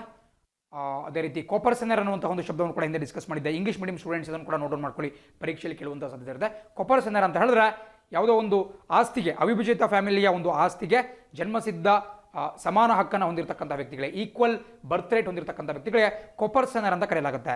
ಸೊ ಕೊಪರ್ಸನರಿ ರೈಟ್ಸನ್ನು ಹೆಣ್ಮಕ್ಳಿಗೂ ಕೂಡ ಕೊಡಲಾಗಿದೆ. ಹೆಣ್ಮಕ್ಳಿಗೆ ಆಲ್ರೆಡಿ ಕೊಡಲಾಗಿತ್ತು 2005ರ ತಿದ್ದುಪಡಿಯಲ್ಲಿ. ಬಟ್ ಆ ಒಬ್ಬ ಹೆಣ್ಣು ಮಗಳ ತಂದೆ ಆ 2005ನೇ ಇಸ್ವಿಯ ಜೀವಂತ ಇದ್ದಿದ್ರೂ ಕೂಡ ಅಥವಾ ಹೆಣ್ಣು ಮಗಳೇ ಜೀವಂತವಾಗಿ ಇಲ್ಲದಿದ್ರೂ ಕೂಡ ಆಕೆಗೆ ಸೇರಬೇಕಾದಂತಹ ಪಾಲು ಸೇರಬೇಕು ಅಂತ ಹೇಳಿ ಸುಪ್ರೀಂ ಕೋರ್ಟ್ ಮಹತ್ತರವಾದಂತಹ ತೀರ್ಪನ್ನು ಕೊಟ್ಟಿದೆ. ಸೊ ಕಾಪರ್ಸನರ್ ಅನ್ನುವಂತಹ ಶಬ್ದ ಬಹಳ ಪ್ರಮುಖವಾಗಿ ಗೊತ್ತಿರಬೇಕಾಗುತ್ತೆ. ಮೂರನೇ ಪ್ರಶ್ನೆ ಹೇಳುತ್ತೆ, ಭಾರತವು ಯಾವ ದೇಶದೊಂದಿಗೆ ಬಾಹ್ಯಾಕಾಶ ಸಹಕಾರದ ಕುರಿತು ಇತ್ತೀಚೆಗೆ ತಿಳುವಳಿ ಒಪ್ಪಂದಕ್ಕೆ ಸಹಿ ಹಾಕಿತು? ತಿಳುವಳಿ ಒಪ್ಪಂದ ಅಂತ ಹೇಳಿದ್ರೆ ನಾವು ಜ್ಞಾಪನಾ ಪತ್ರ ಅಂತ ಕೂಡ ಕರಿತೀವಿ, MOU ಮೆಮೊರೆಂಡಮ್ ಆಫ್ ಅಂಡರ್ಸ್ಟ್ಯಾಂಡಿಂಗ್ ಅಂತ ಕರಿತೀವಿ. ಇತ್ತೀಚೆಗಷ್ಟೇ ಒಂದು ಆಫ್ರಿಕಾದ ದೇಶದೊಂದಿಗೆ ಭಾರತ ಈ ಬಾಹ್ಯಾಕಾಶ ಸಹಕಾರಕ್ಕೆ ಸಂಬಂಧಪಟ್ಟಂತೆ ಒಂದು ಸಹಿಯನ್ನು ಹಾಕ್ತು ಈ ಮೆಮೊರಂಡಮ್ ಆಫ್ ಅಂಡರ್ಸ್ಟ್ಯಾಂಡಿಂಗ್ಗೆ. ಅದು ಯಾವ ದೇಶ ಅಂತ ಹೇಳಿದ್ರೆ option C Nigeria. So Nigeria ದೇಶಕ್ಕೆ ಬಾಹ್ಯಾಕಾಶ ಸ್ಪೇಸ್ ವಿಚಾರಕ್ಕೆ ಸಂಬಂಧಪಟ್ಟಂತೆ ಒಂದು ಸಹಯೋಗವನ್ನು ಕೊಡುವುದಾಗಿ ಭಾರತ ಈ MOU ಹಾಕಿದೆ. ಸೊ ಅದೇ ರೀತಿ ಕೆಳಗಡೆ ಸ್ವಲ್ಪ ಡೀಟೇಲ್ಸ್ ಕೊಡ್ತಾ ಇದ್ದಾರೆ. ನೈಜೀರಿಯಾದ ರಾಜಧಾನಿ ಅಬುಜಾ ಮತ್ತು ನೈಜೀರಿಯಾದ ಕರೆನ್ಸಿ ನೈಜೀರಿಯನ್ ನೈರಾ. ಆ್ಯಂಡ್ ಈ ಭಾಗದಲ್ಲಿ ನಿಮಗೆ ಮ್ಯಾಪ್ ಕೂಡ ಕಾಣಿಸ್ತಾ ಇದೆ. ಆಫ್ರಿಕಾದಲ್ಲಿ ಕಂಡುಬರುತ್ತೆ, ಸೆಂಟ್ರಲ್ ಆಫ್ರಿಕಾದಲ್ಲಿ ಕಂಡುಬರುತ್ತೆ. ಇದಕ್ಕೆ ಬಹಳ ಸಮೀಪವಾಗಿ ನಿಮಗೆ ಈಕ್ವೇಟಾರ್ ಸಮಭಾಜಕ ವೃತ್ತ ಕೂಡ ಹಾದು ಹೋಗುತ್ತೆ. ಆ್ಯಂಡ್ ಸ್ವಲ್ಪ ದೊಡ್ಡ ರಾಷ್ಟ್ರವಿದು, ಸಾಕಷ್ಟು ಹೆಚ್ಚಿನ ಜನಸಂಖ್ಯೆಯನ್ನು ಹೊಂದಿದೆ. ಹಾಗೆ ನೋಡಿದ್ರೆ ಭಾರತ ಮತ್ತು ಚೀನಾವನ್ನು ಹೊರತುಪಡಿಸಿದ್ರೆ ಅತ್ಯಂತ ಹೆಚ್ಚಿನ ಯುವ ಜನಸಂಖ್ಯೆಯನ್ನು ಹೊಂದಿರತಕ್ಕಂಥದ್ದು, ಯೂತ್ ಪಾಪ್ಯುಲೇಷನ್ ಇರತಕ್ಕಂತಹದ್ದು ನೈಜೀರಿಯಾ ದೇಶದಲ್ಲಿ. ಆ್ಯಂಡ್ ಅದರ ಕ್ಯಾಪಿಟಲ್ ಅಬುಜಾ, ಅದು ಕೂಡ ಗೊತ್ತಿರಬೇಕಾಗುತ್ತೆ. ಆ್ಯಂಡ್ 4ನೇ ಪ್ರಶ್ನೆ ಹೇಳುತ್ತೆ, IIT ದೆಹಲಿಯು ಯಾವ ನದಿಯ ನೀರಿನಲ್ಲಿ ನಿರೋಧಕ ರೋಗಕಾರಕಗಳ ನಿರ್ಣಾಯಕ ಗುಂಪು ಮತ್ತು ಬಹು ಔಷಧ ನಿರೋಧಕ ಬ್ಯಾಕ್ಟೀರಿಯಾವನ್ನು ಕಂಡುಹಿಡಿದಿದೆ? ನೋಡಿ, ಪ್ರಶ್ನೆ ಬಹಳ ಕಾಂಪ್ಲೆಕ್ಸ್ ಅಂತ ಅನಿಸ್ಬೋದು, ಬಟ್ ಇದನ್ನು ಇಂಗ್ಲೀಷಲ್ಲಿ ಟ್ರಾನ್ಸ್ಲೇಟ್ ಮಾಡ್ಕೊಂಡಾಗ ಈಸಿ ಆಗುತ್ತೆ. ಬಹು ಔಷಧ ನಿರೋಧಕ ಬ್ಯಾಕ್ಟೀರಿಯಾ ಅಂತ ಹೇಳಿದ್ರೆ ಮಲ್ಟಿ ಡ್ರಗ್ ರೆಸಿಸ್ಟೆಂಟ್ ಬ್ಯಾಕ್ಟೀರಿಯಾ. ನೀವು ಹಲವಾರು ಬಾರಿ ಕೇಳ್ತಾನೆ ಇರ್ತೀರಾ, ಈ TB ಕಾಯಿಲೆ ಅಥವಾ ನಾವೇನು ಕ್ಷಯ ಅಥವಾ ಟ್ಯೂಬರ್ಕ್ಯುಲೋಸಿಸ್ ಅಂತ ಕರಿತೀವಿ, ಆ ಒಂದು ಕಾಯಿಲೆಯಲ್ಲೂ ಕೂಡ ಮಲ್ಟಿ ಡ್ರಗ್ ರೆಸಿಸ್ಟೆಂಟ್ TB ಅಂತ ಕೂಡ ಬರುತ್ತೆ. ಮಲ್ಟಿ ಡ್ರಗ್ ರೆಸಿಸ್ಟೆಂಟ್ ಅಂದ್ರೇನು? ನೀವು ಯಾವುದೇ ಈ ಆಂಟಿಬಯೋಟಿಕ್ ಔಷಧಿಯನ್ನು ಕೊಟ್ಟರು ಕೂಡ ಆ ಬ್ಯಾಕ್ಟೀರಿಯಾ ಅದಕ್ಕೆ ಬಗ್ಗುವುದಿಲ್ಲ, ಅದಕ್ಕೆ ಒಂದು ರೋಗ ನಿರೋಧಕ ಶಕ್ತಿಯನ್ನು ಹೊಂದಿರುತ್ತೆ ಆಟೋಮೆಟಿಕ್ ಆಗಿ. ಸೊ ಇದು ಬಹಳ ದೊಡ್ಡದಾದಂಥ ಒಂದು ಪ್ರಾಬ್ಲಮ್. ಮಾಮೂಲಿ ಕಾಯಿಲೆಗಳು ಬಂದರೆ ಅದನ್ನು ಕ್ಯೂರ್ ಮಾಡ್ಬೋದು, ಬಟ್ ಮಲ್ಟಿ ಡ್ರಗ್ ರೆಸಿಸ್ಟೆಂಟ್ ಅಥವಾ ಬಹು ಔಷಧ ನಿರೋಧಕ ಬ್ಯಾಕ್ಟೀರಿಯಾದಿಂದ ಕಾಯಿಲೆಗಳು ಬಂತು ಅಂತ ಹೇಳಿದ್ರೆ ನಾವು ಯಾವುದೇ ಒಂದು ಔಷಧಿಯನ್ನು ಕೊಟ್ಟರು ಕೂಡ ಆ ಔಷಧಿಗೆ ಅದು ಇಮ್ಯೂನ್ ಆಗಿರುತ್ತೆ, ಅದು ತನ್ನ ರೋಗ ನಿರೋಧಕ ಶಕ್ತಿಯನ್ನು ಹೊಂದಿರುತ್ತೆ. ಇದು ಯಾವಾಗ ಆಗುತ್ತಪ್ಪ ಅಂತ ಹೇಳಿದ್ರೆ ಎಕ್ಸೆಸಿವ್ ಯೂಸ್ ಆಫ್ ಆಂಟಿಬಯೋಟಿಕ್ಸ್. ನಾವು ಜೀವನಾಶಕಗಳನ್ನು, ಆಂಟಿಬಯೋಟಿಕ್ಸ್ ಏನಿರುತ್ತೆ, ಪ್ಯಾರಾಸಿಟಮಲ್ ಇರ್ಬೋದು ಮುಂತಾದ ಆಂಟಿಬಯೋಟಿಕ್ಸ್ಗಳನ್ನು ಜಾಸ್ತಿ ನಾವು ಕನ್ಸ್ಯೂಮ್ ಮಾಡ್ತಾ ಬಂದ್ವಿ ಅಂತ ಹೇಳಿದ್ರೆ ಆ ಬ್ಯಾಕ್ಟೀರಿಯಾಗಳು ನಮ್ಮ ದೇಹದಲ್ಲಿ ಏನಿರುತ್ತೆ ಅವುಗಳು ಅದಕ್ಕೆ ಒಂದು ಇಮ್ಯುನಿಟಿಯನ್ನು ಪಡ್ಕೊಳ್ಳೋಕ್ಕೆ ಸ್ಟಾರ್ಟ್ ಮಾಡ್ತವೆ. ಸೊ ಡೋಸಸ್ ಜಾಸ್ತಿ ಕೊಟ್ಟು ಕೊನೆಗೊಂದಿನ ಆ ಇಡೀ ಕೆಮಿಕಲೇ ವರ್ಕ್ ಆಗಲ್ಲ, ಹಂಗಾಗ್ಬಿಡುತ್ತೆ. ನೀವು ಎಕ್ಸ್ಪೀರಿಯನ್ಸ್ ಮಾಡ್ಬೋದು, ಕೆಲವರು 10-20 ವರ್ಷಗಳಿಂದ ಕಂಟಿನ್ಯೂಸ್ ಆಗಿ ಮಾತ್ರೆಗಳನ್ನ ತೆಗೆದುಕೊಳ್ತಾ ಇರ್ತಾರೆ, ಈ ರೋಗ ನಿರೋಧಕ ಅಂದರೆ ಈ ಆಂಟಿಬಯೋಟಿಕ್ ಮಾತ್ರೆಗಳು ಅಂತ ಹೇಳಿದ್ರೆ ಅವ್ರಿಗೆ ಬರ್ತಾ ಡೋಸೇಜನ್ನು ಇನ್ಕ್ರೀಸ್ ಮಾಡ್ತಾ ಹೋಗಬೇಕಾಗುತ್ತೆ, ಬೇರೆ ಹೆಚ್ಚಿನ mg ಡೋಸನ್ನು ಕೊಡ್ತಾ ಹೋಗಬೇಕಾಗುತ್ತೆ. ಸೊ ಇದು ಬಹಳ ತುಂಬ ತಪ್ಪು. ಇದು ಕೇವಲ ವ್ಯಕ್ತಿ ತನ್ನ ಜೀವವನ್ನು ಅಪಾಯಕ್ಕೆ ಒಡ್ಕೊಳ್ತಾ ಇಲ್ಲ, ಇಡೀ ಸಮುದಾಯದ ಜೀವವನ್ನೇ ಅಪಾಯಕ್ಕೆ ಒಡ್ತಾ ಇದ್ದಾರೆ. ಆತನ ದೇಹದಲ್ಲಿ ಈ ಮಲ್ಟಿ ಡ್ರಗ್ ರೆಸಿಸ್ಟಿವಿಟಿಯನ್ನು ಪಡ್ಕೊಂಡಂತಹ ಬ್ಯಾಕ್ಟೀರಿಯಾ ಮುಂದೆ ಬೇರೆಯವರ ದೇಹಕ್ಕೆ ಹೋಗಿ ಅವರ ದೇಹದಲ್ಲೂ ಕೂಡ ಚಿಕ್ಕ ಪುಟ್ಟ ಡೋಸ್ನ ಆಂಟಿಬಯೋಟಿಕ್ಗಳಿಗೆ ಬಗ್ಗಲ್ಲ. ಸೊ ಆ ವ್ಯಕ್ತಿಗೂ ಕೂಡ ಇಂತಹದ್ದೇ ಕಾಯಿಲೆಯನ್ನು ತಂದು ಕೊಡ್ತಾರೆ. ಸೊ ನಮ್ಮ ದೇಶದಲ್ಲಿ ಸೆಲ್ಫ್ ಮೆಡಿಕೇಶನ್ ಅನ್ನುವಂತಹ ದೊಡ್ಡ ಪಿಡುಗು ಇದೆ. ಸ್ವತಃ ತಾವೇ ಒಂದು ಮೆಡಿಕಲ್ ಶಾಪ್ಗಳಿಗೆ ಹೋಗ್ಬಿಟ್ಟು ಒಂದು ತಮಗೆ ಇಷ್ಟ ಬಂದಂತಹ ಟ್ಯಾಬ್ಲೆಟನ್ನು ಕನ್ಸ್ಯೂಮ್ ಮಾಡ್ತಕ್ಕಂಥದ್ದು, ಡಾಕ್ಟರ್ಗಳ ಪ್ರಿಸ್ಕ್ರಿಪ್ಷನ್ ಇಲ್ಲದೇ ಮಾಡ್ತಕ್ಕಂತಹದ್ದು, ಇವುಗಳಿಂದ ಇಂತಹ ತಿಂಗಳು ಜಾಸ್ತಿ ಆಗ್ತಾ ಹೋಗುತ್ತೆ. ಆ್ಯಂಡ್ ಹೀಗಾದಾಗ ಬಹಳ ಟ್ರಬಲ್ಸ್ ನಮ್ಮ ಮಾನವ ಕುಲಕ್ಕೆ ಬರ್ತಾ ಹೋಗುತ್ತೆ. ಸೊ ಹಾಗಾಗಿ ನೀವಾಗಿರ್ಬೋದು ಅಥವಾ ನಿಮ್ಮ ಮನೇಲಿ ಯಾರೇ ಪೋಷಕರಾಗಿರ್ಬೋದು, ಯಾರೇ ಆಗಿರ್ಬೋದು, ಈ ಸ್ವತಃ ತಾವೇ ಹೋಗ್ಬಿಟ್ಟು ಮಾತ್ರೆಗಳನ್ನ ತೆಗೆದುಕೊಳ್ತಾರೆ ಅಂದರೆ ಅದನ್ನು ಖಂಡಿತ ಪ್ರಿವೆಂಟ್ ಮಾಡಬೇಕಾಗುತ್ತೆ. ಅದು ಅವರ ಆರೋಗ್ಯಕ್ಕೆ ತುಂಬ ಡೇಂಜರಸ್. ಡಾಕ್ಟರ್ಸ್ ಕನ್ಸಲ್ಟ್ ಮಾಡಿಬಿಟ್ಟೆ ನೀವು ಈ ಡ್ರಗ್ಸ್ಗಳನ್ನು ಅಂದರೆ ಈ ಔಷಧಿಗಳನ್ನ ತೆಗೆದುಕೊಳ್ಬೇಕಾಗತ್ತೆ. ಸೊ ಇದನ್ನು ಇತ್ತೀಚೆಗಷ್ಟೇ ಯಮುನಾ ನದಿಯಲ್ಲಿ ಕಂಡುಹಿಡಿಯಲಾಯಿತು. ಆಪ್ಷನ್ ಬಿ ಯಮುನಾ ಸರಿಯಾದ ಉತ್ತರ. ಇದಕ್ಕೆ ಕಾರಣ ಅಂತ ಹೇಳಿದ್ರೆ ಯಮುನಾ ನದಿಯಲ್ಲಿ ಈ ಸಿವೇಜ್ ಟ್ರೀಟ್ಮೆಂಟನ್ನು ಸರಿಯಾಗಿ ಮಾಡ್ತಾ ಇಲ್ಲ. ಸೊ ಹಾಗಾಗಿ ಸಾಕಷ್ಟು ಈ ರೋಗ ನಿರೋಧಕ ಒಂದು ಔಷಧಿಗಳು ಆಂಟಿಬಯೋಟಿಕ್ಸಲ್ಲಿ ಸೇರಿಕೊಂಡು ಅಲ್ಲಿರ್ತಕ್ಕಂತಹ ಬ್ಯಾಕ್ಟೀರಿಯಾಗಳು ಅದಕ್ಕೆ ಒಂದು ನಿರೋಧಕವನ್ನು, ಒಂದು ರೆಸಿಸ್ಟಿವಿಟಿಯನ್ನು ಡೆವಲಪ್ ಮಾಡ್ಕೊಂಡಿದ್ದಾವೆ. ಇದನ್ನು ವಿಶ್ವ ಆರೋಗ್ಯ ಸಂಸ್ಥೆ WHO ಮತ್ತು ನಮ್ಮ IIT ದೆಹಲಿ ಎರಡೂ ಕೂಡ ಸೇರಿಬಿಟ್ಟು ಮಾಡಿದಂತಹ ಒಂದು ಸಂಶೋಧನೆ. ಜಸ್ಟ್ ಗೊತ್ತಿರಬೇಕಾಗುತ್ತೆ, ಪರೀಕ್ಷೆಯಲ್ಲಿ ಕೇಳಬಹುದು. 5ನೇ ಪ್ರಶ್ನೆ ಹೇಳುತ್ತೆ, ಭಾರತದ ಅತ್ಯಂತ ಆಳವಾದ ಭೂಗತ ರೈಲು ವೆಂಟಿಲೇಷನ್ ಶಾಫ್ಟ್ ಯಾವ ಮೆಟ್ರೋ ರೈಲು ನಿಗಮದಿಂದ ಪೂರ್ಣಗೊಂಡಿದೆ? ಇದು ಅತ್ಯಂತ ಇಂಪಾರ್ಟೆಂಟ್. ಇತ್ತೀಚೆಗಷ್ಟೇ ನಮ್ಮ ದೇಶದಲ್ಲಿ ಅತ್ಯಂತ ಭೂಗತವಾದಂತಹ, ಅತ್ಯಂತ ಆಳವಾದಂತಹ ಅಂದರೆ ತುಂಬ ಡೀಪ್ ಆಗಿರ್ತಕ್ಕಂತಹ ಒಂದು ವೆಂಟಿಲೇಷನ್ ಶಾಫ್ಟನ್ನು ಮೆಟ್ರೋ ನಿಗಮ ಪೂರ್ಣಗೊಳಿಸ್ತು. ವೆಂಟಿಲೇಷನ್ ಶಾಫ್ಟ್ ಅಂದ್ರೇನು? ಇಲ್ಲಿ ಭೂಗತ ರೈಲ್ ಬಗ್ಗೆ ಮಾತಾಡ್ತಾ ಇದ್ದಾರೆ. ಭೂಗತ ರೈಲ್ ಅಂತ ಹೇಳಿದ್ರೆ ಅಂಡರ್ಗ್ರೌಂಡ್ ಟ್ರೈನ್. ನೀವು ಬೆಂಗಳೂರು ಕೂಡ ನೋಡಿರ್ತೀರಾ, ಬೆಂಗಳೂರಿನಲ್ಲಿ ವಿಧಾನಸೌಧದ ಬಳಿ ಹೋದ್ರಿ ಅಂತ ಹೇಳಿದ್ರೆ ನಿಮಗೆ ಅಲ್ಲೇನು BR Ambedkar railway metro station ಸಿಗುತ್ತೆ. ಈ ವಿಧಾನಸೌಧ ಅಂದವನ್ನು ಹಾಳ್ಗೆಡಬಾರ್ದು ಅಂತ ಹೇಳಿ ಅಲ್ಲಿ ಅಂಡರ್ಗ್ರೌಂಡ್ ಮೆಟ್ರೋವನ್ನು, ಸುರಂಗ ಮಾರ್ಗ ಅಥವಾ ಭೂಗತ ರೈಲನ್ನು ನಿರ್ಮಾಣ ಮಾಡಲಾಗಿದೆ. ಸುರಂಗವನ್ನು ತೊಡ್ಬಿಟ್ಟು ಅಲ್ಲಿ ರೈಲನ್ನು ತೆಗೆದುಕೊಂಡು ಹೋಗಲಾಗುತ್ತೆ. ಬಟ್ ಅಲ್ಲಿ ಬಹಳ ಚಿಕ್ಕ ಪ್ರಮಾಣದಲ್ಲಿ. ಬಟ್ ಅದೇ ಕೋಲ್ಕತ್ತಾದಲ್ಲೂ ಕೂಡ ಒಂದು ಮೆಟ್ರೋ ಕನ್ಸ್ಟ್ರಕ್ಷನ್ ನಡೀತಾ ಇದೆ ಮತ್ತು ಹೊಸ ಒಂದು ಅಡಿಷನಲ್ ಮೆಟ್ರೋ ಕನ್ಸ್ಟ್ರಕ್ಷನ್ ನಡೀತಾ ಇದೆ. ಅಲ್ಲಿ ನಮ್ಮ ದೇಶದ ಅತ್ಯಂತ ಆಳವಾದಂತಹ ವೆಂಟಿಲೇಷನ್ ಶಾಫ್ಟನ್ನು ಅಳವಡಿಸಲಾಗಿದೆ. ಬಿಕಾಸ್ ಅಲ್ಲಿನ ಭೂಗತ ರೈಲು ಬಹಳ ದೊಡ್ಡದಾಗಿರ್ತಕ್ಕಂಥ ಒಂದು ಪ್ರಾಜೆಕ್ಟ್. ವೆಂಟಿಲೇಷನ್ ಶಾಫ್ಟ್ ಯಾಕೆ ಹಾಕ್ತಾರೆ ಅಂತ ಹೇಳಿದ್ರೆ, ನೋಡಿ, ಭೂಮಿಯ ಮೇಲ್ಮೈ ಈ ಭಾಗದಲ್ಲಿದೆ ಅಂತ ಹೇಳಿದ್ರೆ ಅದರ ಕೆಳಗೆ ಈ ಭಾಗದಲ್ಲಿ ನಿಮಗೆ ಸುರಂಗ ಇರುತ್ತೆ. ಆ ಸುರಂಗದಲ್ಲಿ ಟ್ರೈನ್ ಹೋಗ್ತಾ ಇರುತ್ತೆ, ಮೆಟ್ರೋ ರೈಲ್ ಹೋಗ್ತಾ ಇರುತ್ತೆ. ಸೊ ಅಲ್ಲಿ ಆಮ್ಲಜನಕದ ಮತ್ತು ಗಾಳಿಯ ಕೊರತೆ ಉಂಟಾಗಬಾರ್ದು ಅಂತೇಳಿ ಈ ವೆಂಟಿಲೇಷನ್ ಶಾಫ್ಟ್ಗಳನ್ನ ಅಳವಡಿಕೆ ಮಾಡಲಾಗುತ್ತೆ. ಆ ಮೂಲಕ ಆಕ್ಸಿಜನ್ ಸಪ್ಲೈ ಅಲ್ಲಿಗೆ ಆಗ್ತಾ ಇರುತ್ತೆ. ಸೊ ಅತ್ಯಂತ ಡೀಪ್. ಎಷ್ಟು ಡೀಪ್ ಇದೆ ಅಂತ ಹೇಳಿದ್ರೆ ಈ ವೆಂಟಿಲೇಷನ್ ಶಾಫ್ಟ್ ಸುಮಾರು 43 ಮೀಟರ್, 43 ಮೀಟರ್ ಅಂತ ಹೇಳಿದ್ರೆ ಸುಮಾರು 15 ಅಂತಸ್ತಿನ ಕಟ್ಟಡ, 15 ಮಲ್ಟಿ ಸ್ಟೋರಿಡ್ ಬಿಲ್ಡಿಂಗ್, ಅಂದರೆ 15 ಅಂತಸ್ತುಗಳಿರ್ತಕ್ಕಂತಹ ಒಂದು ಕಟ್ಟಡ, 15 ಸ್ಟೋರಿಡ್ ಬಿಲ್ಡಿಂಗ್ ಏನಿರುತ್ತೆ ಅಷ್ಟು ಆಳವಾದಂತಹ ಒಂದು ವೆಂಟಿಲೇಷನ್ ಶಾಫ್ಟನ್ನು ಮಾಡಲಾಗಿದೆ. ಇದು ನಮ್ಮ ದೇಶದಲ್ಲೇ ಅತ್ಯಂತ ದೊಡ್ಡ ಒಂದು ಹೆಗ್ಗಳಿಕೆ ಅಂತ ಹೇಳ್ಬೋದು. ನಮ್ಮ ದೇಶದಲ್ಲಿ ಅತ್ಯಂತ ಆಳವಾದ ವೆಂಟಿಲೇಷನ್ ಶಾಫ್ಟ್. ಹಾಗೆ ನೋಡಿದ್ರೆ ಈ ನಮ್ಮ ದೇಶದಲ್ಲಿ ಒಟ್ಟು 18 ರೈಲ್ವೆ ವಲಯಗಳು ಕಂಡು ಬರುತ್ತೆ, 17+1. ಆ್ಯಂಡ್ ಅದರಲ್ಲಿ ಈ ಕೋಲ್ಕತ್ತಾ ಮೆಟ್ರೋ ಕೂಡ ಇನ್ಕ್ಲೂಡ್ ಆಗಿದೆ. ಕೋಲ್ಕತ್ತಾ ಮೆಟ್ರೋ ಕೂಡ ನಮ್ಮ ದೇಶದಲ್ಲಿ ಕಂಡು ಬರ್ತಕ್ಕಂಥ 18 ರೈಲ್ವೆ ಝೋನ್ಸ್, ರೈಲ್ವೆ ವಲಯಗಳಲ್ಲಿ ಒಂದಾಗಿರುತ್ತೆ. Very very important concept. And ಈ ಒಂದು ಕೋಲ್ಕತ್ತಾ ಮೆಟ್ರೋ 3 ದಾಖಲೆಗಳನ್ನು ಇತ್ತೀಚೆಗಷ್ಟೇ ಮಾಡಿದ್ದು. ಒಂದು ನಿಮಗೆ ಕಾಣಿಸಿರ್ತಕ್ಕಂತಹ ಅತ್ಯಂತ ಆಳವಾದ ವೆಂಟಿಲೇಷನ್ ಶಾಫ್ಟ್ ಆಗಿರ್ಬೋದು. ಸೆಕೆಂಡ್, ಈ ಅಂಡರ್ ವಾಟರ್ ಮೆಟ್ರೋ, ಈ ನೀರಿನ ಆಳದಲ್ಲೂ ಕೂಡ, ನದಿಯ ಆಳದಲ್ಲೂ ಕೂಡ ಅವರು ಒಂದು ಮೆಟ್ರೋ ಒಂದು ಕಾಮಗಾರಿಯನ್ನು ತೆಗೆದುಕೊಂಡೋದ್ರು. ಆ್ಯಂಡ್ ಅತ್ಯಂತ ಲಾಂಗ್ ಆಗಿರ್ತಕ್ಕಂಥ ಒಂದು ಸುರಂಗ ಭೂಗತ ಮೆಟ್ರೋವನ್ನು ಕೂಡ ಅವರು ಇತ್ತೀಚೆಗಷ್ಟೇ ನಿರ್ಮಾಣ ಮಾಡಿದ್ರು. ಸೊ ಬೇರೆ ಬೇರೆ ಕಾರಣಗಳಿಗಾಗಿ ಕೋಲ್ಕತ್ತಾ ಮೆಟ್ರೋ ಸಾಕಷ್ಟು ಸುದ್ದಿಯಲ್ಲಿದೆ. ಅಂದರೆ ಮತ್ತೊಂದು ರೆಕಾರ್ಡ್ ಯಾವುದಪ್ಪ ಅಂತ ಹೇಳಿದ್ರೆ, ಒಂದು ರೆಕಾರ್ಡ್ ನೀವು ನೋಡ್ತಿರ್ತೀವಿ, ವೆಂಟಿಲೇಷನ್ ಶಾಫ್ಟ್ ಅತ್ಯಂತ ಡೀಪೆಸ್ಟ್. ಆ್ಯಂಡ್ ಸೆಕೆಂಡ್ ಬಂದ್ಬಿಟ್ಟು ನೀರಿನ ಆಳದಲ್ಲೂ, ನಮ್ಮ ದೇಶದಲ್ಲಿ ನೀರಿನ ಕೆಳಗಡೆ ಯಾವುದೂ ಮೆಟ್ರೋ ಟ್ರೈನ್ ಮೂವ್ ಆಗಲ್ಲ, ಬಟ್ ನೀರಿನ ಆಳದಲ್ಲೂ ಕೂಡ ಅವರು ಈ ಮೆಟ್ರೋ ಒಂದು ಕಾನ್ಸೆಪ್ಟನ್ನು, ಮೆಟ್ರೋ ಲೈನನ್ನು ಹಾಕಿದ್ದಾರೆ. ಆ್ಯಂಡ್ ಮೂರನೇದು, India's deepest railway station, metro station ಏನು ಬರುತ್ತೆ ಅತ್ಯಂತ ಆಳದಲ್ಲೇ ಒಂದು ಮೆಟ್ರೋ ಸ್ಟೇಷನ್ ಮಾಡಿ ಆ ಒಂದು ಹೆಗ್ಗಳಿಕೆಗೂ ಕೂಡ ಅವರು ಪಾತ್ರವಾಗಿದ್ದಾರೆ. ಈ ಭಾಗದಲ್ಲಿ ನಿಮಗೆ ಕಾಣಿಸ್ತಾ ಇದೆ. ಆ ಒಂದು ವೆಂಟಿಲೇಷನ್ ಶಾಫ್ಟ್ ಎಷ್ಟು ದೊಡ್ಡದಾಗಿ ಕಾಣಿಸುತ್ತೆ ಅಂತ ಹೇಳಿದ್ರೆ, ನಾವು ಯಾವುದೋ ತುಂಬ ಚಿಕ್ಕ ಒಂದು ಕನ್ಸ್ಟ್ರಕ್ಷನ್ ಅನ್ಕೋಬಹುದು, ಬಟ್ ತುಂಬ ದೊಡ್ಡದಾಗಿ ಕಾಣಿಸ್ತಾ ಇದೆ. 43 ಮೀಟರ್ನಷ್ಟು ಇದು ಆಳವನ್ನು ಹೊಂದಿದೆ. ಅದೇ ರೀತಿ 6ನೇ ಪ್ರಶ್ನೆ ಹೇಳುತ್ತೆ, ಆರೋ 2 ಹೆಸರಿನ ಬ್ಯಾಲಿಸ್ಟಿಕ್ ಕ್ಷಿಪಣಿ ಇಂಟರ್ಸೆಪ್ಟರ್ ಅನ್ನು ಯಾವ ದೇಶ ಪರೀಕ್ಷಿಸಿದೆ? ನೋಡಿ, ಕೆಲವು ದಿನಗಳಿಂದ ನಾವು ಮಾತಾಡ್ತಾ ಇದ್ದೀವಿ. ಪ್ರೊಫೆಟ್ 14 ಇರಬಹುದು, ಅದೇ ರೀತಿ ನಮ್ಮ ಭಾರತೀಯ ಕೆಲವು ಮಿಸೈಲ್ಸ್ ಇರಬಹುದು, ಅವುಗಳನ್ನ ಡಿಸ್ಕಸ್ ಮಾಡ್ತಾನೆ ಬಂದಿದ್ದಾವೆ. ಆ್ಯಂಡ್ ಈಗ ನಾವು ಮಾತಾಡ್ತಿರ್ತಕ್ಕಂತಹದ್ದು ಆರೋ 2 ಅನ್ನುವಂತಹ ಒಂದು ಕ್ಷಿಪಣಿ. ಆ್ಯಂಡ್ ಇಲ್ಲಿ ನಿಮಗೆ ಕಾಣಿಸ್ತಾ ಇದೆ, ಇದು ಕ್ಷಿಪಣಿ ಅನ್ನಕ್ಕಿಂತನೂ ಕ್ಷಿಪಣಿ ಇಂಟರ್ಸೆಪ್ಟರ್ ಅಥವಾ ಮಿಸೈಲ್ ಇಂಟರ್ಸೆಪ್ಟರ್ ಅಂತ ಕರಿಬಹುದು.